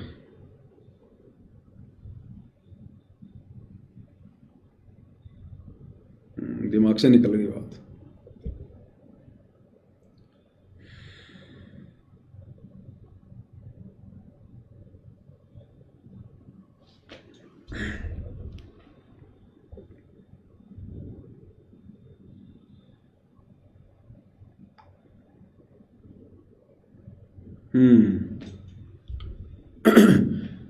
तो दास मालिक के आशीर्वाद से यह कहना चाह रहा था, यदि आप पूर्णतया अपने गुरुदेव भगवान के प्रति समर्पित हैं और यदि आपका लक्ष्य केवल सतलोक की प्राप्ति है, बाकी सब आपको फीका फीका सा लग रहा है, तो भाई और बहनों, वर्तमान में साध संगति से जुड़कर आपने कैसे भक्ति करनी है, इस बात को गांठ बांध लेना। गांठ, यदि आप साध संगति से जुड़े भाई बहनों ने जो वास्तव में पूर्णतया समर्पित हैं अपने गुरुदेव को और शब्द रूप में मान चुके हैं, मान रहे हैं, और ये जो प्रोसीजर जो आज आप लोगों को जो बताई गई है शब्द रूप में गुरु की पूजा की, यदि आपकी अंतरात्मा ने इसको स्वीकार कर लिया है, ये भी एक पहचान समझ लेना। आप ये भी एक पहचान समझ लेना, यदि आपकी आत्मा ने आज के इस संदेश को स्वीकार कर लिया है कि बिल्कुल सत्य बात है, कोई मीन मेख नहीं है, तो भी समझ लेना परमात्मा आपके निकट है, पल पल आपके साथ में है। वो चाहे शाजापुर में गई हुई आत्माएं क्यों ना हो, उन आत्माओं को भी समझ लेना परमात्मा साथ में है और परमेश्वर ने उनको माफ कर दिया है। यदि आज का संदेशा सुनकर उनको किसी प्रकार का कोई यदि कोई बुरा ना लगा हो, यदि कुछ गलत बात ना लगी हो, और यदि उनकी आत्माओं ने स्वीकार कर लिया हो, तो समझ लेना ये एक इस बात का संकेत है कि गुरुदेव भगवान ने आप सभी आत्माओं को आपकी प्रार्थना पर माफ कर दिया है। तो इस प्रकार से अपने गुरु को शब्द रूप में पूर्ण परमात्मा मानकर और जो इस भक्ति मार्ग पर साध संगति से जुड़कर आगे बढ़ रहे हैं, अब उन आत्माओं के लिए आगे क्या है? यदि उन आत्माओं ने अपने गुरुजी को अगर कहीं और मान लिया अपने अलावा कि मेरे गुरुजी किसी आश्रम में बैठे हुए हैं, मेरे गुरुजी कहीं और बैठे हुए हैं, और शब्द रूप में अपने घर पर पूजा कर रहे हैं और फिर भी कह रहे हैं कि गुरुजी वहां बैठे हुए हैं, और यदि उन आत्माओं को जरा भी चाहत होगी कि गुरुजी कभी तो मिलेंगे, गुरुजी कभी तो दर्शन देंगे, गुरुजी कभी तो हमें आश्रम में बुलाएंगे, या गुरुजी कभी तो आश्रम से हमारे घर आएंगे, या गुरुजी कभी तो साध संगति में आएंगे। अगर शब्द रूप में गुरु की पूजा शुरू करने के बाद यदि किसी भी साध संगति से जुड़ी आत्मा के मन में इस प्रकार का विचार आ गया कि मेरे गुरुजी आश्रम में हैं, या मेरे गुरुजी कभी आएंगे, या मैं कभी अपने गुरुजी के पास जाऊंगा, तो भी समझ लेना आपकी भक्ति नहीं चल रही है। आपको उस शब्द रूप वाली पूजा का कोई लाभ नहीं मिलेगा किसी भी प्रकार का। ये सारी सृष्टि का मालिक है भाई और बहनों, और ये कोई बच्चों का खेल नहीं चल रहा, कोई छोटा मोटा कोई गिल्ली डंडे वाला खेल नहीं चल रहा। ये दुनिया बेखबर है, दुनिया मदहोश है काल की भांग के नशे में। भगत समाज भी काल के भांग के नशे में छोड़ दो। तुमने क्या करना है उस पर ध्यान दो। ये सौपन में भी मत सोच लेना कि गुरुजी किसी आश्रम में बैठे हैं, और इस बात की उम्मीद, इस बात की आशा यदि आपने सत्सेवक होकर और शब्द रूप में गुरुजी की पूजा शुरू करके यदि आपने सौपन में भी ये बात कभी सोच ली कि कभी तो गुरुजी आश्रम में बुलाएंगे, कभी तो गुरुजी साथ संगति में आएंगे, कभी तो गुरुजी की साक्षात आरती उतारने का मौका मिलेगा, कभी तो साक्षात गुरुजी को भोग लगाने का मौका मिलेगा साक्षात, कभी तो गुरुदेव के साक्षात चरण कमल धोकर पीने का मौका मिलेगा, समझ लेना आप फैल है, फैल है। अगर शब्द रूप में गुरुजी की पूजा शुरू कर दी तो, क्योंकि शब्द से बढ़कर गुरुजी का दूसरा कोई रूप नहीं है। आप भूल जाओ कि आपके गुरुजी धरती पर हैं। आज कितने दिन हो गए पूज्य गुरुदेव भगवान को जेल से बाहर आए हुए? 1 महीने से ऊपर हो गए। 10 अप्रैल को आए थे, आज 16 मई हो गई। आपके गुरुदेव ने आपका जिक्र किया? आपके गुरुदेव ने सार्वजनिक तौर पर किसी भी ऑडियो वीडियो सत्संग में क्या आप साथ संगति वालों का जिक्र किया? आप लोगों का नाम लिया? नहीं लिया ना। आगे भी उम्मीद मत करना किसी भी प्रकार की, वो आपको छेड़ना ही नहीं चाहता। गुरुदेव भगवान आपको एक बोरे में पैक करके भूल चुके हैं। जो सिस्टम उन्होंने आपके साथ अपनाना था वो लागू कर दिया, वो सिस्टम काम करेगा।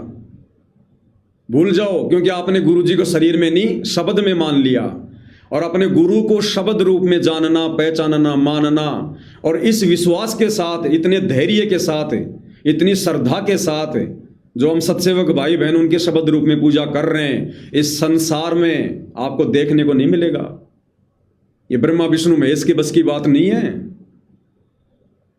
21 ब्रह्मांड में किसी के बस की बात नहीं है। जिनके वश की बात थी उनसे परमात्मा ने पूजा शुरू करवा दी है।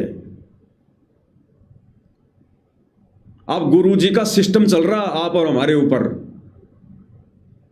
गुरुजी हमें याद नहीं कर रहे ना बिल्कुल भी। जब तक जेल में थे हर दूसरे तीसरे दिन संदेश आ रहे थे। अगर जेल से कोई विशेष चर्चा होती थी तो साथ संगति की होती थी। अब क्यों नहीं भाई, अब तो जेल से बाहर हैं, स्वतंत्र हैं, सब कुछ है। जिक्र भी नहीं किया, जिक्र भी। तो आप भाई बहन भी सपने में भी मत सोचना कि कभी मुझे गुरुजी के साक्षात दर्शन हो। अगर ये सोच लिया कि गुरुजी के साक्षात दर्शन हो, ये शब्द वाली पूजा, ये भक्ति आपके मोक्ष में काउंट नहीं होगी। विचार ही मत करना मन में। शब्द निवास आकाशवाणी यो सतगुरु का रूप है। हमने इस फॉर्मूले पे चलना है, अध्यात्म वाली रीति पर चलना है। गुरुदेव ने कितनी बार समझाया कि देही को सतगुरु कहे। देही यानी जब वो परमात्मा शरीर धारण करके आता है एक मनुष्य की भांति, कहते हैं देही यानी शरीर को सतगुरु कहे। यो तो धुंधर ज्ञान, उस मूर्ख को कोई ज्ञान नहीं किसी भी प्रकार का अध्यात्म का, जो अपने गुरु जी को शरीर में बंधा हुआ मान रहा है। देही को सतगुरु कहे यो तो धुंधर ज्ञान, और 4 दाग आवे नहीं वाको सतगुरु जान। तो भूल जाओ, यदि आपने इसी जन्म में मोक्ष चाहिए, गुरु के रहते सहते मोक्ष चाहिए, यदि आप साध संगति से जुड़े हैं, तो भूल जाओ कि आपके गुरुदेव किसी आश्रम में बैठे हैं। भूल जाओ आपके गुरुदेव इस धरती पर विराजमान है। ठीक है, आगे चलकर गुरुदेव की मौज, गुरुदेव की मर्जी, वो हमें बुलाना चाहें, खुद आना चाहें, साक्षात प्रकट होना चाहें, वो गुरुदेव की मौज, गुरुदेव की मर्जी, उस समय हम उनके साथ वैसा ही व्यवहार करेंगे। शरीर रूप में हमारे लिए परम पूज्य हैं, परम आदरणीय हैं, कोई दिक्कत नहीं। श्रद्धा भाव से दंडवत, हम उनको दंडवत भी करेंगे, उनकी आज्ञा का पालन भी करेंगे, सब कुछ करेंगे। लेकिन आपने अपनी तरफ से नहीं सोचना बिल्कुल भी, वो तो गुरु की मौज है, गुरु आगे क्या करेगा। लेकिन यदि आप साध संगत वाले हैं, सत्सेवक हैं, शब्द रूप में गुरु जी को पूज रहे हैं, तो आप भूल जाना अपनी तरफ से कि गुरु जी मुझे कभी दर्शन देंगे।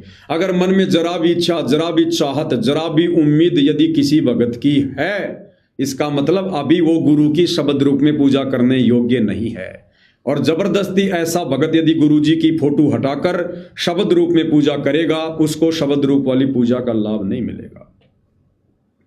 अब आपने क्या सोचकर करना है भाई और बहनों, हमारा मकसद, हमारा टारगेट, गुरुदेव ने सब कुछ बता दिया, एडी से लेकर चोटी तक 21 ब्रह्मांड की पाई पाई गिना दिए। खोकापुर है खोकापुर। आज मनुष्य जन्म प्राप्त करके थोड़े से लाभ मिल रहे हैं, वो भी भगवान की शरण में आने के बाद थोड़ा सुख मिल रहा है, मानसिक टेंशन खत्म हुई है। नहीं तो मनुष्य जन्म में कौन सुखी है, राजा भी सुखी नहीं है, जाके देख लो। तो हमने इस 21 ब्रह्मांड को, खोकापुर को बहुत अच्छा नहीं समझ लेना। अगर हमें गुरुदेव के आशीर्वाद से थोड़ी बहुत सुख शांति है, तो ये ना समझना कि 21 ब्रह्मांड में सुख शांति है। 21 ब्रह्मांड में तो आग लगी पड़ी है। अपने आड़ोसी पड़ोसियों को देख लो, रिश्तेदारों को देख लो, दुनिया वालों को देख लो।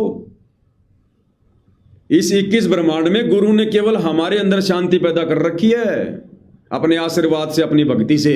21 ब्रह्मांड में शांति नहीं है, यहां तो आग ज्यों की त्यों लगी पड़ी है। ये तो खोकापुर है खोकापुर, ये तो विषय वासनाओं से भरा पड़ा है। अब जिस समय आप और हम भाई बहन ये लाइव में चर्चा कर रहे हैं, ये चर्चा सुनकर आप और हमें शांति हो रही है, हमारे अच्छे विचार हो रहे हैं।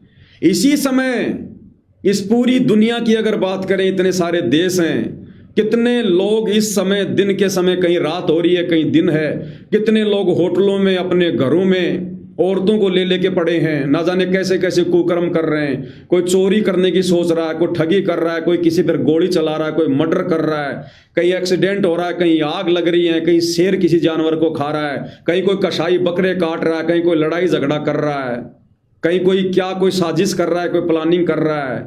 आग लगी पड़ी है भयंकर तरीके से, 24 घंटे, 1 सेकंड का भी यहां पर किसी को शांति नहीं है। ये शांति परमात्मा के आशीर्वाद से है, उनकी भक्ति से है, केवल आप और हमें है। संसार में शांति नहीं है।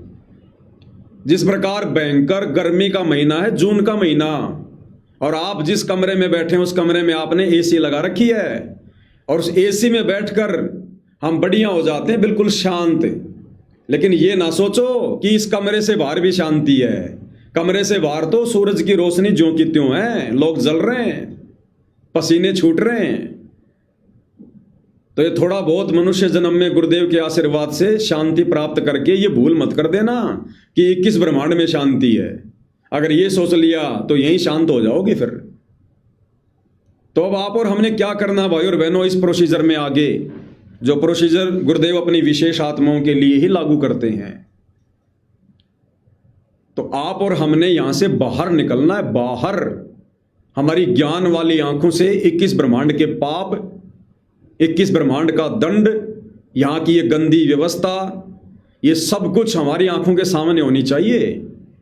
आत्मा हमेशा जागृत रहनी चाहिए। तो अब आप और हम साध संगति से जुड़े भाई बहनों ने जो आज की इस प्रोसीजर को स्वीकार कर लेंगे, शब्द रूप वाली पूजा को, और फोटो को हटा देंगे,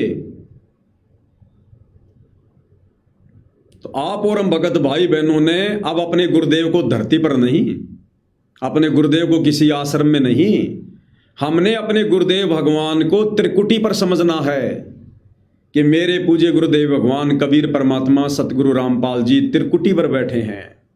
सतगुरु रूप में, जिस रूप में धरती पर हैं, ये इनका ओरिजिनल रूप है। इसी रूप में मेरे गुरुदेव भगवान त्रिकुटी पर बैठे, त्रिकुटी पर, एयरपोर्ट पर, और मेरा वहां आने का इंतजार कर रहे हैं। मेरे गुरुदेव त्रिकुटी पर बैठे हैं और मेरा त्रिकुटी पर आने का इंतजार कर रहे हैं। तो आप और हमने भाई बहनों इस भाव से, इस श्रद्धा से कि ये परमात्मा कब मेरी भक्ति पूरी हो, कब मेरा शरीर छूटे और परमेश्वर जल्द से जल्द मैं आपके पास त्रिकुटी पर आऊं, मेरी आत्मा का कल्याण हो, ये सोचकर अब हमने भाई और बहनों इस भक्ति पर आगे बढ़ना है। तब जाकर हमारी बात बनेगी।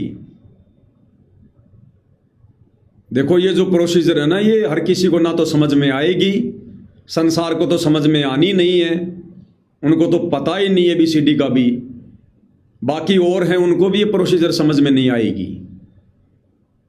ये प्रोसीजर परमात्मा उन्हीं को समझाएगा जिनका मोक्ष करना होगा, जिनकी आत्मा का कल्याण करना होगा। तो अपने गुरु जी को कहीं मत देखो, ये उम्मीद छोड़ दो, संकेत समझ जाओ। तुम्हारा गुरु 1 महीना 6 दिन हो गया, तुम्हारा जिक्र भी नहीं किया आने के बाद है। संगत को आशीर्वाद मिल रहा है, दर्शन मिल रहा है, जगत को आशीर्वाद मिल रहा है, दर्शन हो रहे हैं, चरण सेवा मिल रही है जगत वालों को, हर प्रकार का नशा करने वाले को, हर प्रकार के विकारी लोगों को, जो भक्ति के निकट भी नहीं है, जो नाम लेना भी नहीं चाहते, उनको चरण सेवा मिल रही है, उनको पीठ पर आशीर्वाद मिल रहा है, दर्शन हो रहे हैं। और आप भाई बहनों का जो धरती पर एकमात्र सत भक्ति कर रहे हैं, गुरु को परमेश्वर मान रहे हैं, उनका गुरु जिक्र भी नहीं कर रहा। तो गुरु का संकेत समझ जाना कि बच्चों मैं यहां संसार के लिए संसार में हूं, मैं संसार के लिए संसार में हूं।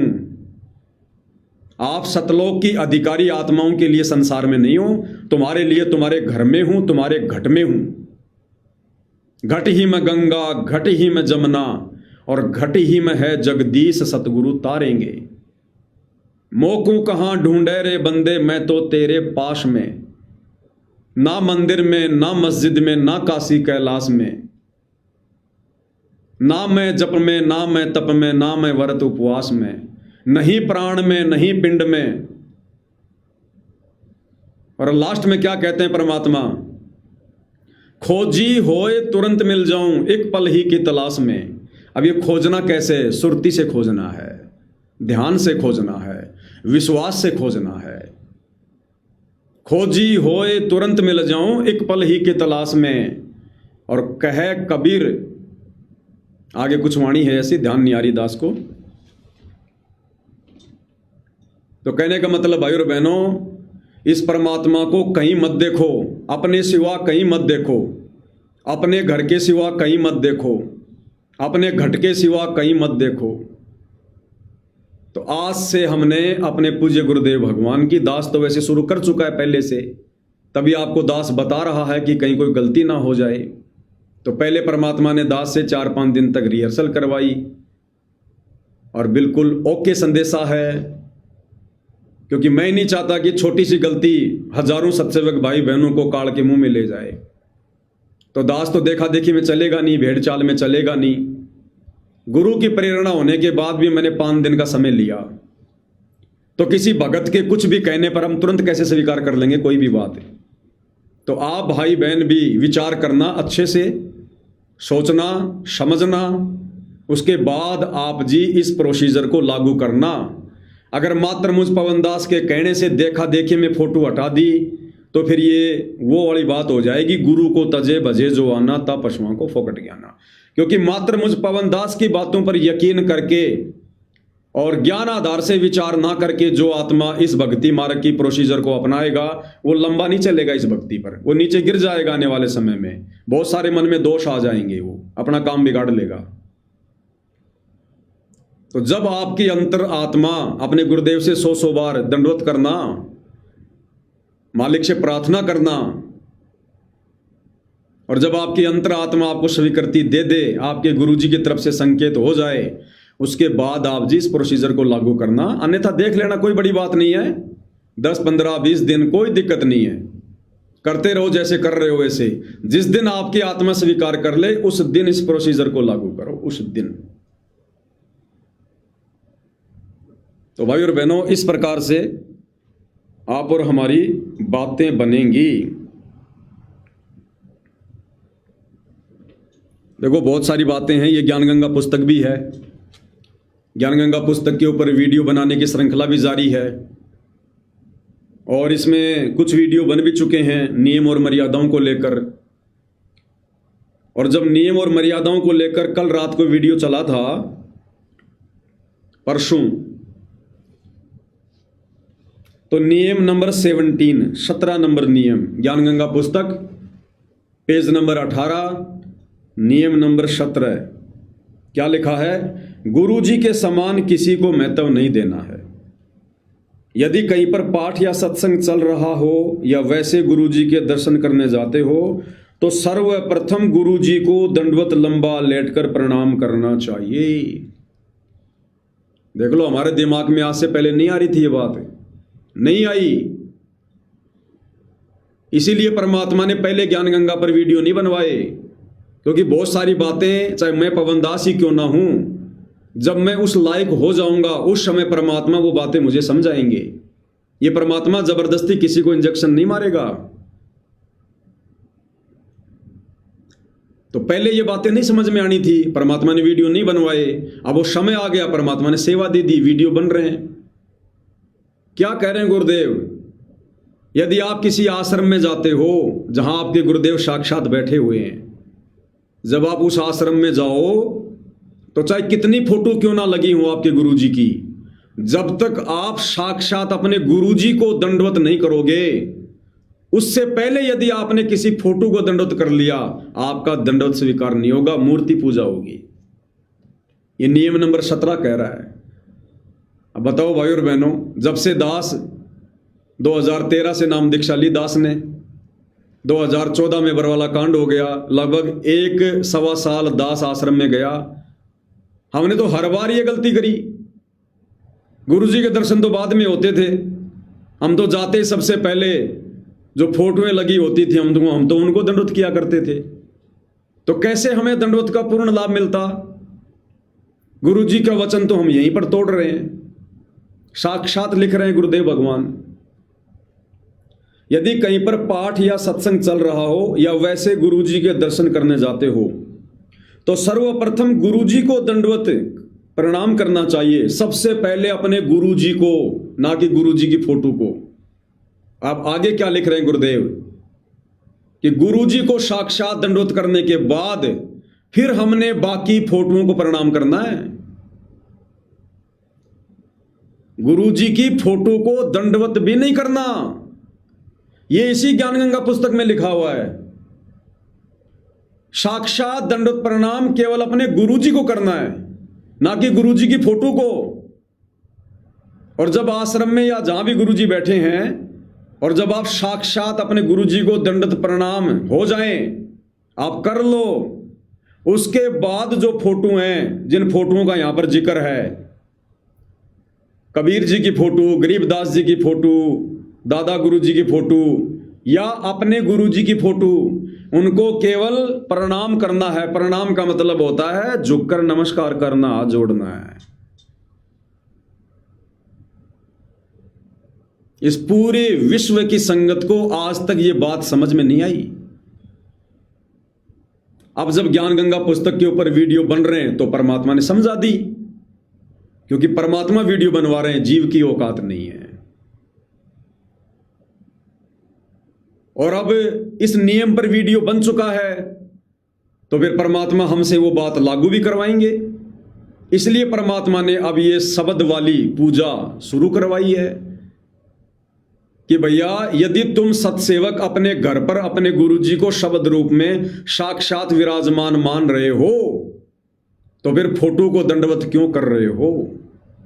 नियम नंबर 17 के अनुसार, ज्ञान गंगा पुस्तक नियम नंबर 17 के अनुसार, भाई जहां हमारे गुरुजी शरीर रूप में बैठे हैं, जैसे वर्तमान में हमारे गुरुदेव सतलोक आश्रम धनाना में बैठे हैं, तो ज्ञान गंगा पुस्तक में लिखे नियम नंबर 17 के अनुसार जब तक हमें साक्षात अपने गुरुजी के दर्शन ना हो जाएं, हम उस आश्रम में दंडवत नहीं कर सकते, भले गुरुजी की फोटो लगी हो।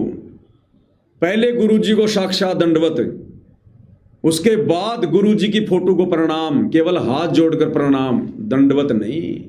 अगर उस फोटो को दंडवत किया तो फिर क्या होगा? वो मूर्ति पूजा होगी, मूर्ति पूजा। क्या कह रहे हैं? यदि कहीं पर पाठ या सत्संग चल रहा हो या वैसे गुरुजी के दर्शन करने जाते हो तो सर्वप्रथम गुरुजी को दंडवत लंबा लेटकर प्रणाम करना चाहिए। बाद में सदग्रंथ साहिब व तस्वीरों को, जैसे साहिब कबीर जी की मूर्ति, गरीबदास जी व स्वामी रामदेवानंद जी व गुरु जी की मूर्ति को प्रणाम करें। लास्ट में कह रहे हैं व गुरु जी की मूर्ति को प्रणाम करें, दंडवत के लिए नहीं लिखा इन फोटों को। दंडवत तो साक्षात अपने गुरु को। अब आज से पहले पूरे संसार में किसी भी संत रामपाल, किसी भी परमेश्वर रामपाल जी के भक्तों को यह बात समझ में नहीं आई, किसी को भी समझ में नहीं आई। और जब इस ज्ञान गंगा पुस्तक के ऊपर वीडियो परमात्मा ने बनवाना शुरू किए तब जाकर इस कुत्ते को समझाई। आज से पहले मेरी भी समझ में नहीं आई। तो जो परमात्मा चाहेगा वही होगा, उतना ही होगा, उसी समय होगा। तो भाई जब साक्षात किसी आश्रम में गुरुजी हैं और वहां भी हमने गुरुजी की फोटो को दंडवत नहीं करना इस नियम के अनुसार जो ज्ञान गंगा में लिखा है, तो यदि हम सत्सेवक भाई बहनों ने अपने गुरुजी को घर पर शब्द रूप में विराजमान मान लिया तो फिर अपने घर पर हम फोटो के आगे दंडवत क्यों करेंगे? फोटो के आगे भोग क्यों लगाएंगे? फोटो सामने रख के आरती क्यों उतारेंगे? फिर तो मूर्ति पूजा हो गई साफ साफ। तो हमने अपने घर पर गुरुदेव की एक आधी फोटो रखनी है। एक रख लो, दो रख लो, फोटोओं का ढेर मत लगाओ। दरबार में एक फोटो रख लो, दरबार का मतलब है उस कमरे में कहीं भी एक फोटो साइड में रख लो, केवल दर्शन के लिए। लेकिन उस फोटो के आगे दंडवत नहीं करना हमने आज के बाद। दंडवत तो अपने गुरुजी को दरबार में या बेड पर साक्षात विराजमान मानकर हमने वहीं पर शब्द रूप में उनको दंडवत करना है। अपने घर पर फोटो को दंडवत नहीं करना हमने। किसी भगत भाई के घर पर जाते हो तो हमने फोटो के आगे दंडवत नहीं करना। भगत जी से पूछ लो परमात्मा का दरबार कहां है, वो दरबार बता देगा। और सत्सेवक होगा तो उसके दरबार में भी फोटो नहीं मिलेगी जहां गुरुजी विराजमान है। तो हमने गुरुदेव को शब्द रूप में विराजमान करके और जो प्रोसीजर है दंडवत करने की मंत्र जाप करते हुए वही करना है। हृदय की आंखों से गुरुदेव के दर्शन करने हैं, हृदय की आंखों से गुरुदेव के दर्शन करने हैं। तो यह है भाई और बहनों शब्द की पूजा, शब्द पूजा, क्योंकि परमात्मा का शब्द ही रूप है।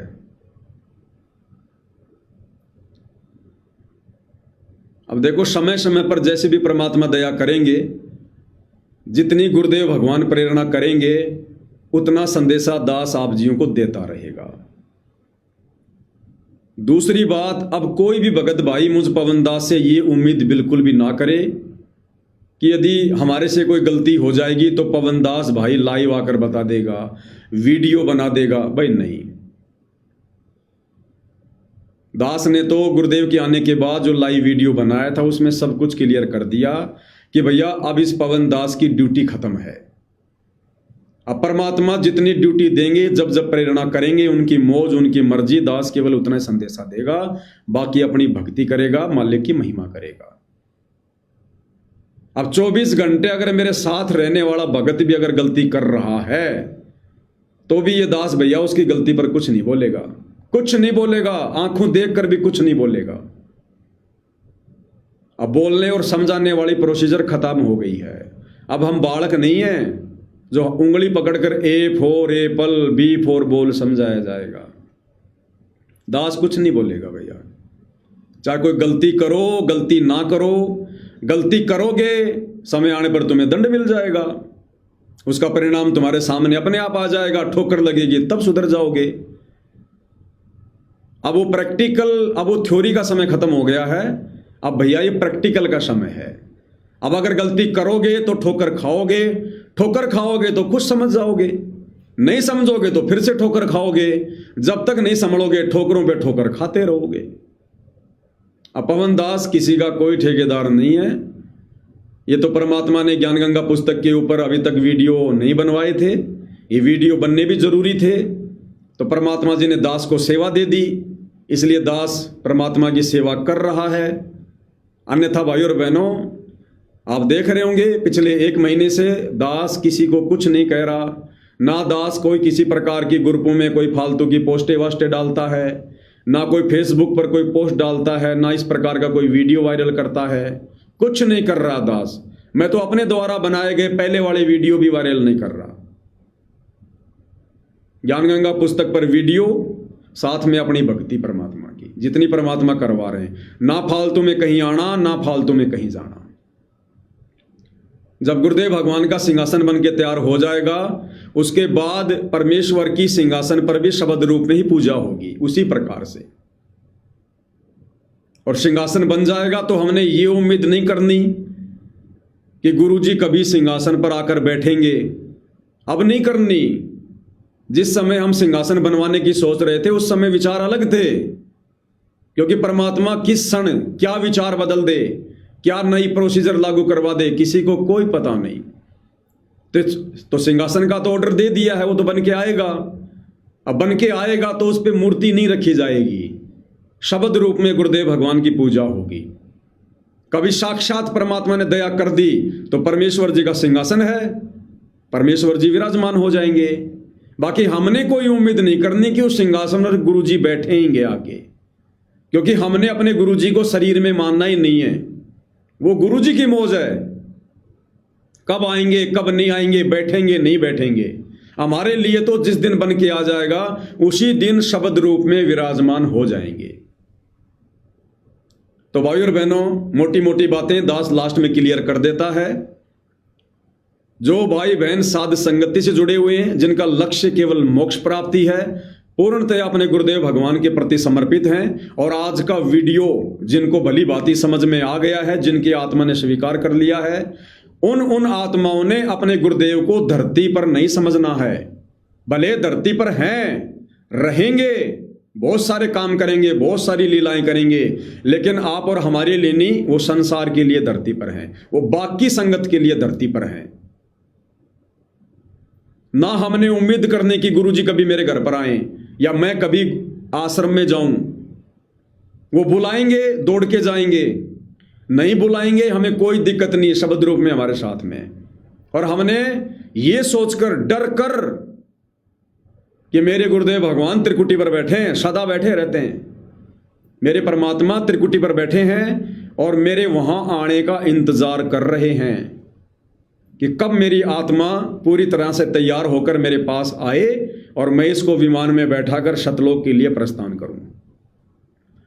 तो अब हमने वो जल्दबाजी होनी चाहिए इस बात की कि परमात्मा कब मेरी भक्ति बने। अब आप और हमने इस संसार की व्यवस्थाओं से, संसार की व्यर्थ की जिम्मेदारियों से धीरे धीरे अपना पीछा छुड़वाना है। हमने काम धंधे को बढ़ाना नहीं है, व्यापार बिजनेस को कम करना है, बढ़ाना नहीं है। भगत होकर जो काम धंधा बढ़ाता है वो तो मूर्ख आदमी है, मूर्ख। आदरणीय गरीबदास जी की वाणी है, उत्तम खेती, मध्यम व्यापार और नीच नौकरी करे गवार। क्या कह रहे हैं गरीबदास जी? यदि आपको भक्ति सफल करनी है तो पेट पोषण के लिए काम धंधे भी क्या हैं? उत्तम खेती। भगत के लिए सबसे बढ़िया जो व्यवसाय है वो है खेती बाड़ी, और मध्यम व्यापार दूसरे नंबर पर है। काम धंधा व्यापार बिजनेस, क्योंकि उसमें टेंशन ज्यादा होगी, उसमें पाप ज्यादा होंगे। और लास्ट में बताया परमात्मा ने, नीच नौकरी, जो नौकरी करता है वो सबसे नीचा बताया परमात्मा ने धंधा पेट पोषण के लिए। नीच नौकरी करे गवार, उत्तम खेती, मध्यम व्यापार, नीच नौकरी करे गवार। तो नौकरी को तो परमात्मा ने सबसे नीचे स्तर की चीज बताई है। सबसे बढ़िया भगत के लिए खेती बाड़ी। तो भाई और बहनों, बहुत सारी बातें हैं, समय समय पर परमात्मा अगर चाहेंगे उनकी मौज होगी, उनकी मर्जी होगी, संदेश आप जियों को देते रहेंगे। बाकी अब हमने अपनी जिम्मेदारियों से धीरे धीरे धीरे धीरे मुक्त होना है, मुक्त। हमने ज्यादा वो हड़बड़ाहट भी नहीं दिखानी, ना कुछ नहीं। दास के पास में तो छोटे भाई के 2 बच्चे रहते हैं, बचपन से रह रहे थे, उनकी माँ तो एक्सपायर हो गई थी, यहीं रह रहे थे। तो भाई का जो लड़का है हेमंत, आप देखते होंगे परमात्मा को भोग लगता है, आरती में देखते होंगे। अब क्या ना भाई और बहनों, बच्चे तो बच्चे हैं, बच्चों की कोई गारंटी नहीं है। जिनको बनी बनाई खीर मिल जाती है ना, वो खीर को फैलाएंगे, खाएंगे कम, फैलाएंगे ज्यादा। ये किसी के बच्चे हो चाहे। जिन परिस्थितियों में डाल के परमात्मा ने आप और हमसे अपनी पहचान करवा दी, जिन परिस्थितियों में पैदा करके ढालकर गुरुदेव ने भक्ति के प्रति आप और हमें सचेत कर दिया, रुचि पैदा कर दी, वो आप उम्मीद मत करना कि आपके बच्चों में भी वैसी हो जाएगी। हो गई तो बहुत अच्छी बात है, उनका भाग्य, उनके संस्कार, बाकी उम्मीद मत करना। आप केवल अपनी जिम्मेदारी तक सीमित रहो। अब बच्चे हैं, अब हो सकता है मेरे हिसाब से तो कभी उसने प्रथम मंत्र की माला भी ढंग से पूरी एक नहीं करी होगी, कभी 10, 20, 30, अगर 50 अगर कभी कर लिए होंगे तो कर लिए होंगे। अब उनके अंदर भी हम जो है वो घुस के नहीं देख सकते। कह सकते हैं दबाव का मार्ग नहीं है, मार पिटाई का मार्ग नहीं है। छोटा बच्चा हो तो चलो थोड़ा बहुत धमका दे, मार पिटाई कर दे, अब तो वो मेरे से भी लंबे हो रहे हैं। तो दास हमेशा ये कहता रहता कि भैया भक्ति कर लो, भक्ति कर लो, ना तुम्हारा ताऊ काम आएगा ना तुम्हारी ताई काम आएगी, ये परमात्मा काम आएगा। परमात्मा उस समय मदद करेगा जब इसकी भक्ति करोगे।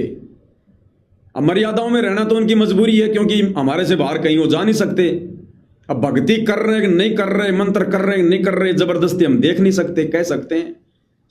तो जहां तक दास को आइडिया है, प्रथम मंत्र की माला भी कभी उसने पूरी नहीं करी होगी, थोड़े बहुत अपने कर लिए, नहीं तो ठीक अपना लगा रहा। और दास हमेशा से कहता रहता था भैया भक्ति कर ले। अब कल पता नहीं कैसे उसका पैर फिसला, दास तो इधर लाइव आ रहा था, पीछे से पता नहीं कैसे उसका पैर फिसला और दीवार से लगा कोने पे टाइल के, और तकरीबन पाव भर खून उसका खोपड़ी का निकल गया।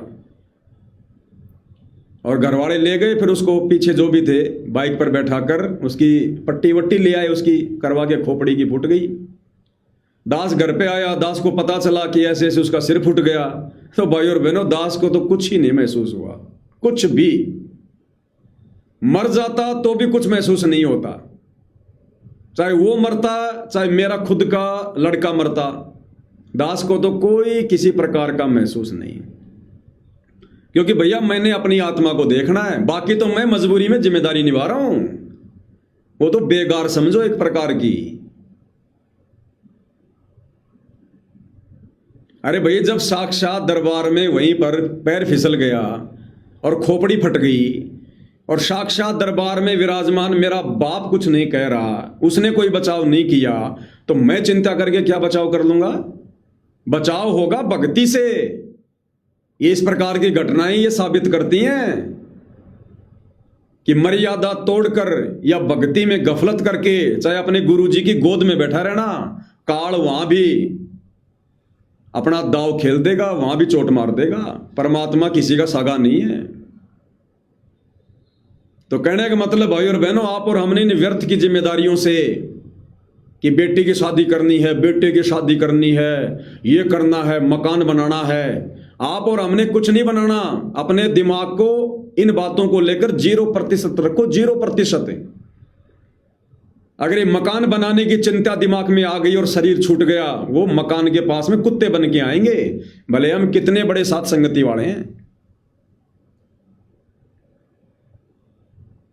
जो करेगा परमात्मा करेगा, उसने करना है और वो ही करता है और वो ही करेगा, हम तो फालतू के ठेकेदार हैं। जो जिम्मेदारी हमें दे दी, बस उन जिम्मेदारियों तक सीमित रहो, उन जिम्मेदारियों तक।